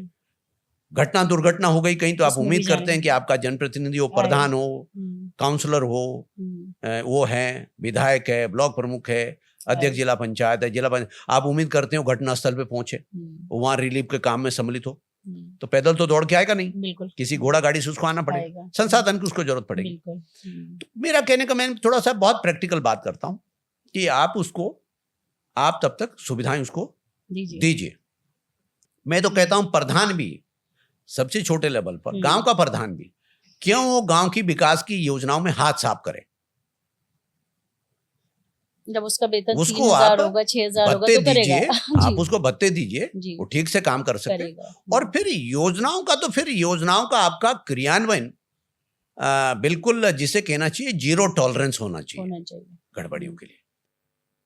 है तो भी सरकारी पैसा ना, जी सरकारी। जो हमने उसको वेतन भत्ते में दिया वो भी सरकारी होगा, जो उसमें से खा जाएगा वो भी सरकारी होगा। है, जी, ठीक है। मैं विधायक के रूप में जो मुझे वेतन भत्ते देंगे वो भी सरकारी होंगे, जो मैं उधर चूना लगा दूंगा वो भी सरकारी होगा। तो कुल मिलाकर के हम व्यवहारिकता की बात करें, प्रैग्मेटिक अप्रोच की बात करें, क्योंकि मैंने देखा, जैसे क्योंकि थोड़ी सी आदत है, मैं तमाम सारी जो बहुत अपने आप को, वैसे तो मैं इसको नहीं मानता कि वो डेवलप्ड डेमोक्रेसीज है, हम तो मदर ऑफ डेमोक्रेसी है भारत। हमारे यहाँ तो लोकतंत्र का विचार तब भी था जब वैदिक कालखंड था। हमारे यहाँ तो ऋग्वेद में भी सैकड़ों बार गणराज्य का जिक्र हुआ है, रिपब्लिक का, जब वेस्टर्न कंट्री जानते भी नहीं थे, तब जब उनके यहाँ जिसे कहना चाहिए बार्बेनियन रूलर्स होते थे कि हाँ भाई चोरी, इधर उधर से आक्रमण करा, राज्य बनाया, दूसरे की गर्दन काटी, फलाना हो गया राजा, बस वो फलाना है। तो ऐसे ही था हमारे यहाँ। तो तब भी वो था, तब भी गण का कंसेप्ट था, तब ये था कि राजा का बेटा यदि योग्य नहीं है तो जरूरी नहीं राजा का ही बेटा राजा बनेगा, फिर वो गण में से कोई भी योग्य व्यक्ति बन सकता है। तो ऐसा नहीं है। लेकिन फिर भी मॉडर्न डेमोक्रेसी में वो कहते हैं कि हम पुरानी तो हम मैच्योर डेमोक्रेसी है। तो वो क्या करते हैं, वो थोड़ा सा अपने काउंसलर को, अपने मेयर्स को, अपने जो मेयर इन काउंसिल है उसके मेंबर्स को, और जो एमपी वगैरह होते हैं, सीनेटर्स वगैरह होते हैं, उनको वो इतनी सुविधाएं देते। सुविधाएं मतलब केवल पैसा नहीं है। सुविधाओं की जब मैं बात कर रहा हूं तब पैसा नहीं है केवल, आप उसको सुसज्जित कार्यालय दीजिए, आप उसको स्टाफ दीजिए, आप उसको लॉजिस्टिक का सपोर्ट दीजिए, ताकि उस जिस विधानसभा लोकसभा में या जिस हाउस के लिए जनता ने उसको चुना करके भेजा ना, वहां वो इसमें भी तो कंट्रीब्यूट करें कि कानून कैसा बन रहा है। लेकिन होता क्या है, होता यह है, मैं खतरनाक टिप्पणी कर रहा हूँ कि हम सारा काम करते हैं, जिस काम के लिए भेजा वही नहीं करते हैं। जी मोस्टली यही हो रहा है। मतलब बाकी सब करते हैं, हाँ, लेकिन कानून कैसा बन रहा है वो भैया वो बन के आया होगा, पढ़ते ही नहीं है। बिल कैसा बन रहा है वो जैसा बन रहा है तो और मैंने यदि बाय द वे हाथ खड़ा कर दिया तो फिर कहेंगे कि साहब इन्होंने तो सरकार का विरोध कर दिया। ये आपकी योग्यता है जो आप, नहीं योग्यता नहीं है, जिम्मेदारी है। हर किसी को जिम्मेदार होना चाहिए। जी। मैं ये नहीं मानता हूं कि कोई कम योग्य होता है, ज्यादा योग्य होता है। जैसे मान लीजिए विधायक है, मैं हर विधायक को बराबर योग्य मानता हूं, और मैं ये मानता हूं कि जिम्मेदारी आपको जिम्मेदार बनाती है, पद आपको जिम्मेदार बनाता है। हम यहाँ देश में इतनी बातें करते हैं ना एक दूसरे के खिलाफ, और ऐसा लगता है कि देश में सब विभाजन है, एक दूसरे की राय कुछ नहीं है, सब दाएं पता नहीं कहाँ की बातें करते। आज मोदी जी के प्रेरणा से और सरकार की और जो देश की एकजुटता की वजह से अभी पाकिस्तान के साथ हमारा कॉन्फ्लिक्ट हुआ, जिस तरीके से हमारे सेनाओं के शौर्य और पराक्रम ने उनको घुटनों के बल टेक दिया, और जिस प्रकार से पूरा देश मुट्ठी की तरह खड़ा हुआ, तो आज हमारे 60 सांसद के करीब 7 टीमें पूरे दुनिया में घूम रहे। वहां लग रहा है किसी को भारत में कोई विभाजन है? तो जिम्मेदारी है ना, उनको जिम्मेदारी दी गई, तो किसकी बात कर रहे हैं? देश की बात। एक भारत एक देश। वो कानी मोजी से पूछा वहां पर जी कि भारत की राष्ट्रभाषा कौन सी है, तो उसने कहा एकता में अखंडता, unity in diversity the Yes. Language of India. India जी जी बहुत अच्छा। ठीक जी, है ना? जी जी जी तो जिम्मेदारी जिम्मेदार बना देता है। बना दिया जी तो जी मेरा कहना यह है कि जब जिम्मेदारी के पदों पर होते हैं तो हमें जिम्मेदार बनना भी जी, चाहिए। जी जी अब हमें हमारे रिस्पॉन्सिबिलिटी को अपने लाना डिसऑन नहीं ऑन करना ऑन चाहिए। करना चाहिए। हमारा चैनल सोल धारड़ी जो कि वुमेन एम्पावरमेंट को दर्शाता है और जो भारतीय जनता पार्टी है वो उनका जो ध्येय है और जो चाहते हैं कि राजनीति में महिलाओं की सक्रियता और भागीदारी बढ़नी चाहिए। और जो हम धरातल पर देखते हैं, संगठन में ले लीजिए या सरकार में ले लीजिए, मुझे लगता है कि जो सक्रियता है वो 10% के आसपास भी नहीं है। चलो हम पंचायतों में 50% दे रहे हैं और उसको लेकर हम खुश हैं। तो विधायिका और लोकसभा में ये मौका कब मिलेगा? लोकसभा और राज्यसभा में पास होने के बाद भी और बिल अपने चरम पर नहीं पहुंच पाया, नोटिफिकेशन नहीं आ पाया। इसके पीछे क्या मंशा है कि हमें महिलाओं की नेतृत्व क्षमता पर भरोसा नहीं है या हमें लगता है कि कुछ समय और देने की जरूरत है महिलाओं को? आप समझिए कि इस बात के लिए तो बिना राजनीतिक कारणों से कह रहा हूं मैं, इस बात के लिए तो भारतीय जनता पार्टी की मुक्तकंठ से सराहना होनी चाहिए कि जो ग्रास रूट लेवल की डेमोक्रेसी है, ग्रास रूट लेवल की डेमोक्रेसी जिसे आप पंचायत लोकल बॉडीज वगैरह बोलते हैं, जो संविधान के 73rd और 74th कॉन्स्टिट्यूशन अमेंडमेंट की स्पिरिट थी, उसके मुताबिक वीमेन रिप्रेजेंटेशन, महिलाओं की भागीदारी सुनिश्चित की है भारतीय जनता पार्टी ने। आज उत्तराखंड की यदि मैं बात करूं तो पंचायतों में चूंकि शर्त यह है एक्ट में 50% से अनधिक, तो वो जो अनधिक होता है तो जो उसका फ्रैक्शन जुड़ता चला जाता है उससे वो 50% से ज्यादा आ जाती है निर्वाचित होकर। तो आज हर लेवल पर पंचायतों के सभी बॉडीज में 50% से अधिक महिलाएं। ये एम्पावरमेंट हुआ। जो एम्पावरमेंट में यकीन नहीं करते हो अभी भी कहेंगे वो तो कुछ नहीं जानती जी, यही कहेंगे ना, तर्क यही दिए जाते हैं। जो पेट्रियार्चल सोसाइटी में हम पहले बात करते थे, अरे महिला क्या करेगी भाई जी, लेकिन आज मौका दिया तो बेटियां सब कुछ कर रही है ना, कर रही है, हवाई जहाज भी उड़ा रही है, बंदूक भी उठा रही है, हर क्षेत्र में सब कुछ कर रही है ना। आईटी में भी है, मैन्युफैक्चरिंग में भी है, कैब भी चला रही है, सब कुछ कर रही है ना, एवरीथिंग। पुलिस में भी है, 8 घंटे ड्यूटी भी देती है, परिवार भी देखती है। तो एक तो सबसे बड़ी दुनिया में परिवर्तन लाने के लिए सोच होता है, तो एक सोच को हिट किया कि नहीं, उसको डिसमेंटल किया, जो मेंटल ब्लॉक था उसको निकाला कि नहीं, बेटी बहन मां कुछ नहीं कर सकती, वो सब कुछ कर सकती है, जो बेटा कर सकता है, जो भाई कर सकता है, सब कुछ कर सकती है। एक सोच का परिवर्तन आया। ठीक है, बहुत लंबे समय तक जेंडर डिस्क्रिमिनेशन होता रहा, तो जाहिर तौर पे उसका प्रभाव भी रहा। तो एट पार आने में समय भी लगेगा in terms of numbers, at par आने में टाइम भी लगेगा, लेकिन शुरुआत हुई। कहा जाता है well beginning is half done. अच्छी शुरुआत हुई तो समझ लो आधा काम हो गया, अच्छी शुरुआत हुई।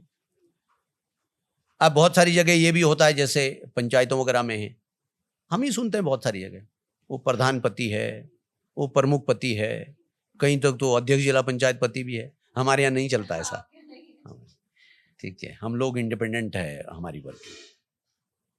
तो उसमें भी हम जहाँ हमारे प्रधान हो, हम सबको कहते हैं भैया या तो बेटी को तुम या बहन को ये काम सौंपो नहीं, और सौंपाए काम तो इसको भरोसा करो, इसके ऊपर चौकीदारी मत करो, गिव हर फ्रीडम, उसका कॉन्फिडेंस बिल्ट होगा। जब हर चीज में यार तुम ही खड़े रहोगे, इन्होंने ऐसा मत करो, तो कहां से कॉन्फिडेंस आएगा? गिव हर फ्रीडम, उनको स्पेस दीजिए, मौका दीजिए, तो अपने आप को साबित कर रही है, हर क्षेत्र में साबित कर रही है। एक बात, लेकिन जो आपने बड़ी बात कही, पंचायतों में भी जब किया गया तो इसका भी इंटरनली विरोध था, ऐसा नहीं था कि विरोध था। आज तो नहीं है कोई विरोध। इस बात का श्रेय पुनः आप प्रधानमंत्री नरेंद्र मोदी जी के विजनरी लीडरशिप को देंगे उनका संकल्प है कि नहीं, हम महिलाओं का, और भारतीय जनता पार्टी का संकल्प है कि हम महिलाओं का पार्टिसिपेशन सुनिश्चित करना चाहते हैं विधानसभाओं में और संसद में। उसके लिए उन्होंने एक बिल इंट्रोड्यूस किया। क्योंकि बहुत सारे फैक्टर्स हैं, जैसा हमने कहा कि बहुत सारा देश, बहुत बड़ा देश है, विविधता मूलक देश है, बहुत सारे पॉलिटिकल एंगल्स होते हैं। तो इतना बड़ा काम करने के लिए आपको पूरे देश के सभी पॉलिटिकल पार्टीज को कॉन्फिडेंस में लेना भी जरूरी होता है। एक कंसेंसस बिल्ड करने की जरूरत होती है। तो कंसेंसस बिल्ड करने का काम चल रहा है। लेकिन यकीन मानिए, मोदी जी के सरकार का रिजॉल्व और मोदी जी के कामकाज को जैसा आप समझते हैं कि ये विधानसभाओं में और संसद में महिलाओं का आरक्षण कानून 100% बनेगा। It's just a matter of time. It's a matter of time कि कौन से साल तक बन जाएगा। मेरे ख्याल से वो टाइमलाइन तय करना मेरे जिसे कहना चाहिए थोड़ा सा दायरे से बाहर की बात है। लेकिन ये सुनिश्चित है कि देश का जैसे ही भी कंसेंसस बनेगा तो ये 100% लागू होगा। नहीं, बहुत तेजी से काम हो रहा है। इसके ऊपर आप जैसे पब्लिक डोमेन में डिबेट्स, चर्चाएं, फलाना ढिमकाना, और सबसे बड़ी बात है cutting across the party line. ये तो आप मानेंगे ना, cutting across the party line. महिलाएं पूरे देश के अंदर एकजुट है कि ये होना चाहिए। इसमें तो नहीं ना कोई डिवीजन, एकजुट है ना। तो पहले आप समझ लीजिए, जब 50% आबादी खुद ही जो है किसी मुद्दे के साथ एकजुट हो गई, cutting across the caste, creed and religion और पार्टी लाइन, तो फिर वो जी। हाँ, हर पार्टी ने हमें आधी आबादी को वोट बैंक की तरह प्रयोग किया, और आज चलिए विधानसभा और लोकसभा में मोदी जी कार्य कर रहे हैं। लोगों को इस धारणा से कि महिलाएं अच्छी प्रतिनिधि, जितनी महिलाएं हैं अभी संसद में या विधानसभाओं में, मुझे तो कई बार लगता है वो अपने मेल काउंटर पार्ट से बेहतर ही परफॉर्म कर अच्छा रही है। काम कर रही है, बेहतर इन द सेंस कर रही है कि मैंने अमूमन ये देखा कि महिलाएं जो है ज्यादा रिस्पॉन्सिबल होकर के, ज्यादा जिम्मेदारी के साथ अपना काम करती है, बजाय अपने पुरुष काउंटर पार्ट के। ज्यादा सिंसियरिटी के साथ करती है, ज्यादा कमिटमेंट के साथ करती है। जी जी।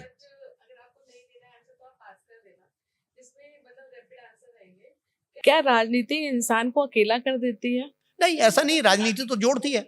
अच्छा, एक कानून जो आप तुरंत बदलना चाहेंगे, कुछ ऐसा है? वो तो कानून, मुझे यही लगता है कि ये थोड़ा सा जिस प्रकार से वन नेशन वन इलेक्शन आ रहा है वो आना चाहिए, क्योंकि ऐसा हमारा बहुत प्रीसियस टाइम, क्योंकि उसके लिए बिल तो आ ही चुका है, उस पर तमाम सारे पब्लिक डोमेन में चर्चा हो रही है। तो उससे क्या कि लगभग 300 साल, 350 दिन 5 साल में हमारे केवल चुनाव में गुजरते। एक और मेरा एक बात जो आप खुद को 30 साल पहले कहना चाहते थे, क्योंकि आपने एक बहुत लंबा समय बिताया है राजनीति में और आज की राजनीति को देखते। कुछ चीजें ऐसी है जो जीवन में और राजनीति में कभी नहीं बदलती। ओके, एंड लास्ट क्वेश्चन, एक व्यक्ति जो आपकी याद, वो कुछ नहीं बदलती। ओके। वो कुछ की याद नहीं बदली, चाहे हम कितने भी हाईटेक हो जाए, कितना भी सोशल मीडिया आ जाए, वो बदलना नहीं। जो बदला नहीं और बदलना चाहिए राजनीति, वो है 1-to-1 कॉन्टेक्ट। यदि मेरे मतदाता का मुझसे संपर्क नहीं है तो then I am not a good जनप्रतिनिधि। Very good sir. And last, एक व्यक्ति जो आपके आदर्श है, जो आज तक है। नहीं, किसी को मैं थोड़ा सा हीरोइक वर्शिप में वैसे नहीं जाता, लेकिन मैं ये मानता हूं कि बहुत लगभग हर व्यक्ति से कुछ सीखने को मिलता है, और लेकिन वो सोक्रेटिस का एक कहावत है ना, I know that I know nothing. मैं जानता हूं कि मैं कुछ नहीं जानता हूं। यदि इस विचार के साथ आप काम करते हैं तो आपकी जो लर्निंग इंस्टिंक्ट है, फिर आप उससे हमेशा सीखेंगे। और मैं जीवन में एक चीज का पालन करता हूं कि मेरे सामने यदि कोई व्यक्ति बैठा है, चाहे वो नंगे पैर है या पढ़ा लिखा है या अनपढ़ है, चाहे वो किसान है, चाहे वो व्यापारी है, चाहे आईएएस अधिकारी है। पहली अप्रोच मेरी ये रहती है कि कुछ ना कुछ मुझसे ज्यादा जानता होगा। उससे क्या होगा कि कोई ना कोई उसकी इनहेरेंट क्वालिटी को मुझे सीखने का मौका मिलता है। और यदि हम ये समझ के बैठे कि मैं 30 मार्क का हूं, तो फिर हम खुद सीखेंगे नहीं और दूसरे को समझने की कोशिश नहीं करेंगे, वो फेलियर। एंड लास्ट क्वेश्चन, राजनीति में आना आपका एक उद्देश्य था एक, या आपको राजनीति से इमोशनल कनेक्शन है? नहीं, मैं जैसे सरकारी सेवा में था और साइंटिफिक जॉब में था, तो मुझे सबसे ज्यादा, जो मैंने कहा कि एक चीज कभी नहीं बदलनी चाहिए, मुझे सबसे ज्यादा ये प्रिक करता था, ये पेन करता था कि यार जनप्रतिनिधियों का, विधायकों का, सांसदों का केवल मॉन्यूमेंटल रोल है। वो तो एक मॉन्यूमेंट होगा कि चुनाव लड़ते हैं और फिर वो लोग सोचते हैं हमारा सांसद विधायक है, फिर सांसद को उनसे नहीं मतलब, 5 साल में कभी एक आध बार कहीं मिल गए तो मिल गए, तो फिर किस बात के हम जनप्रतिनिधि हुए। तो इसलिए जब मैं राजनीति में आया तो चुनाव लड़ने से पहले, चुनाव लड़ने का विचार बाद में आया। मैंने जिस क्षेत्र में मैंने काम शुरू किया, मैं अतिशयोक्तिपूर्ण कह रहा हूं, गांव छोड़िए, मैंने कोई छानी भी नहीं छोड़ी जहां मैं नहीं गया। यस, मैं हर घर के दरवाजे पे पहुंचा हूं।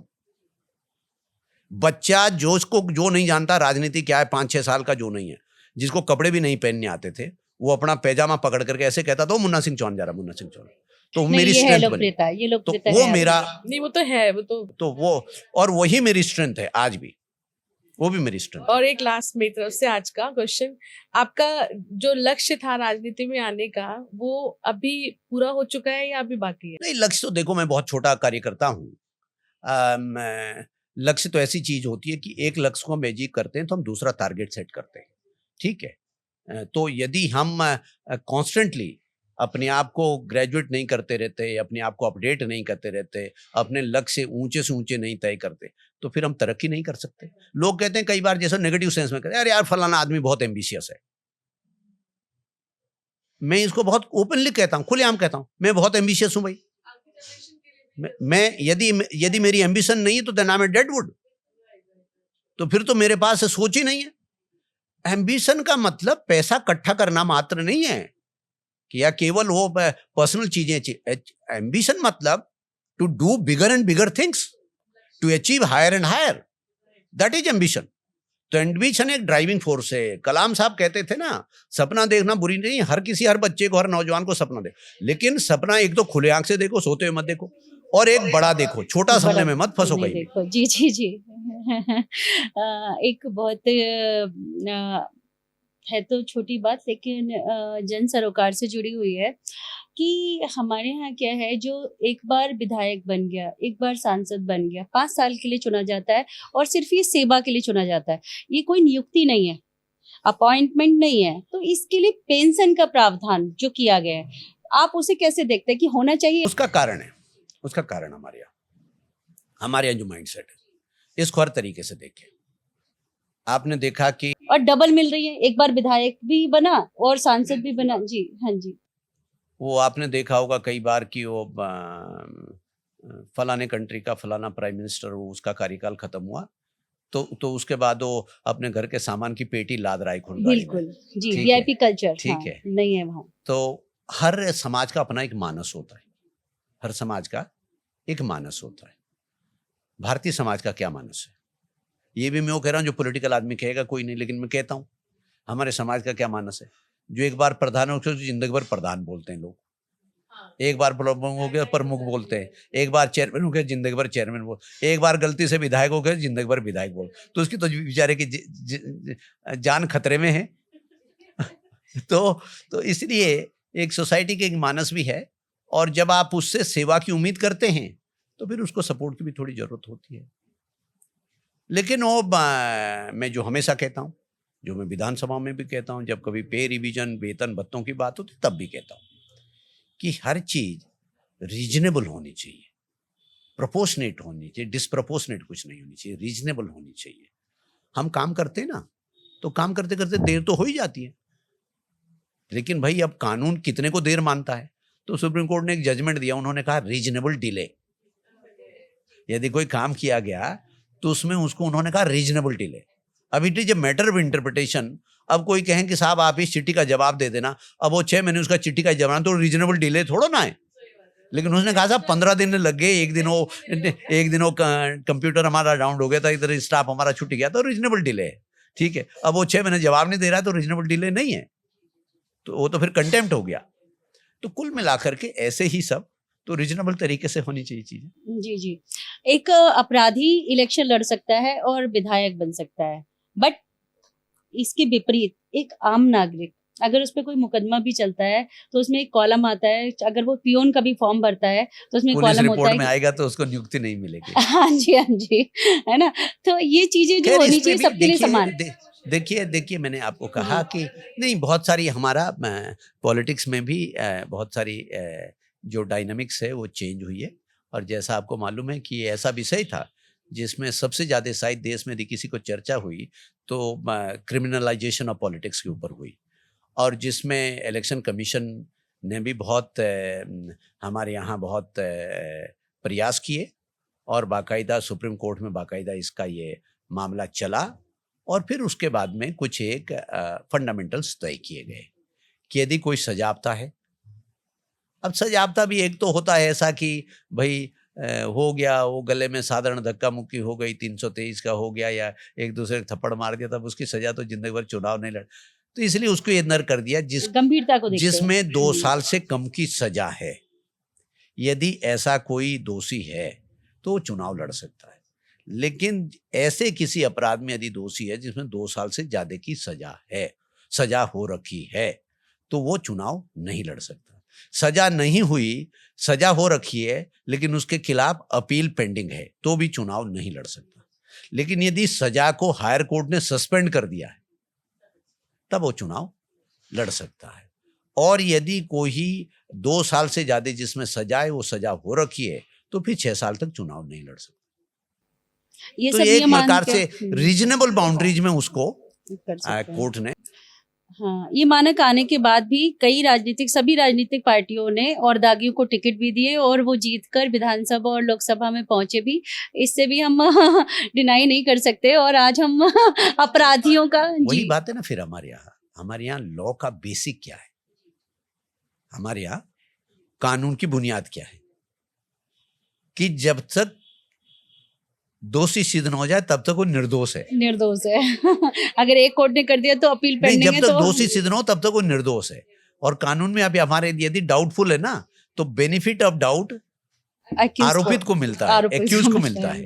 बेनिफिट ऑफ डाउट प्रोसिक्यूटर को नहीं मिलता है। ठीक है, बेनिफिट ऑफ डाउट उसके पक्ष में जाएगा, उसके पक्ष में हम।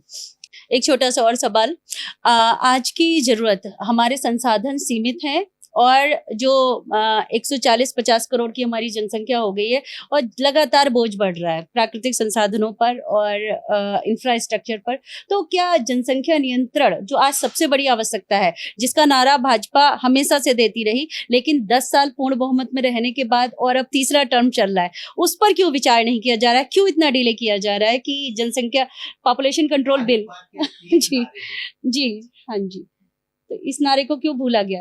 भारत भाजपा के 3 नारे होते थे।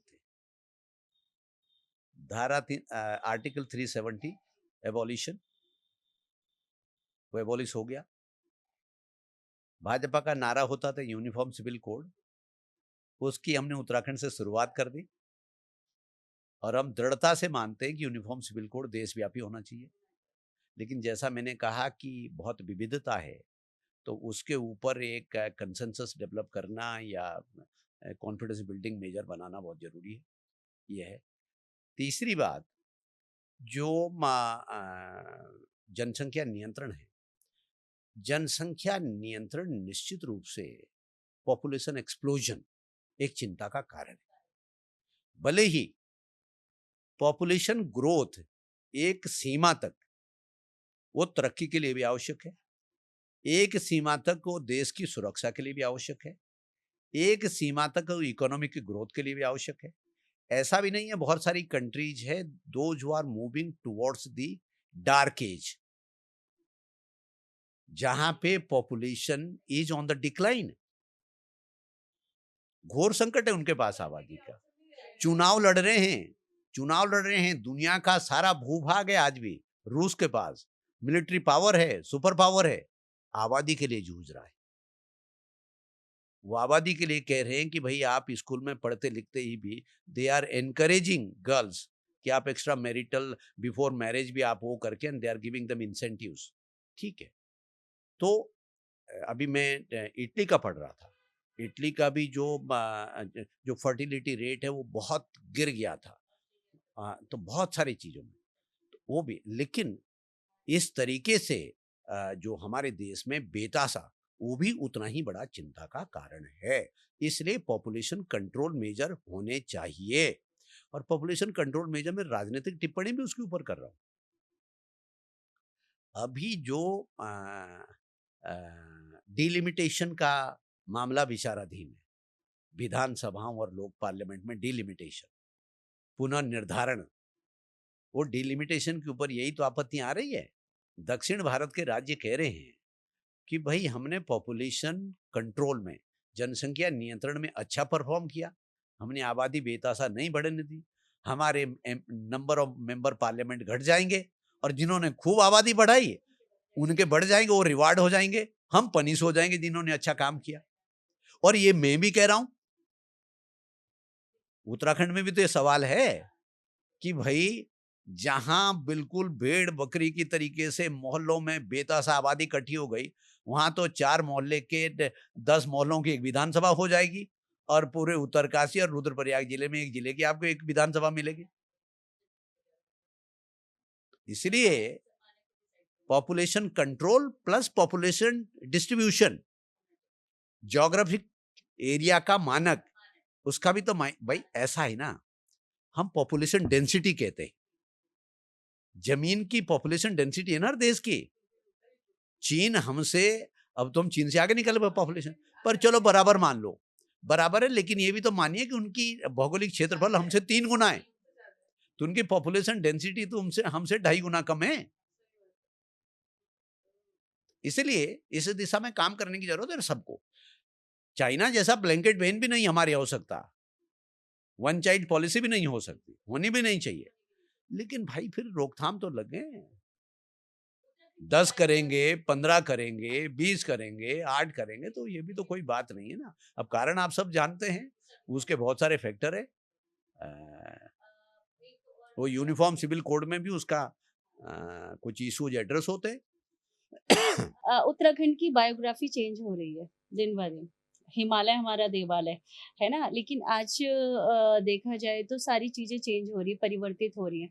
तो उस पर भी हमारी सरकार जो काम कर रही है वो धरातल पर इतना ज्यादा सकारात्मक प्रभाव नहीं दिखता है ना। और क्या इफेक्टिव हमारी सरकार कर सकती है इस क्षेत्र में?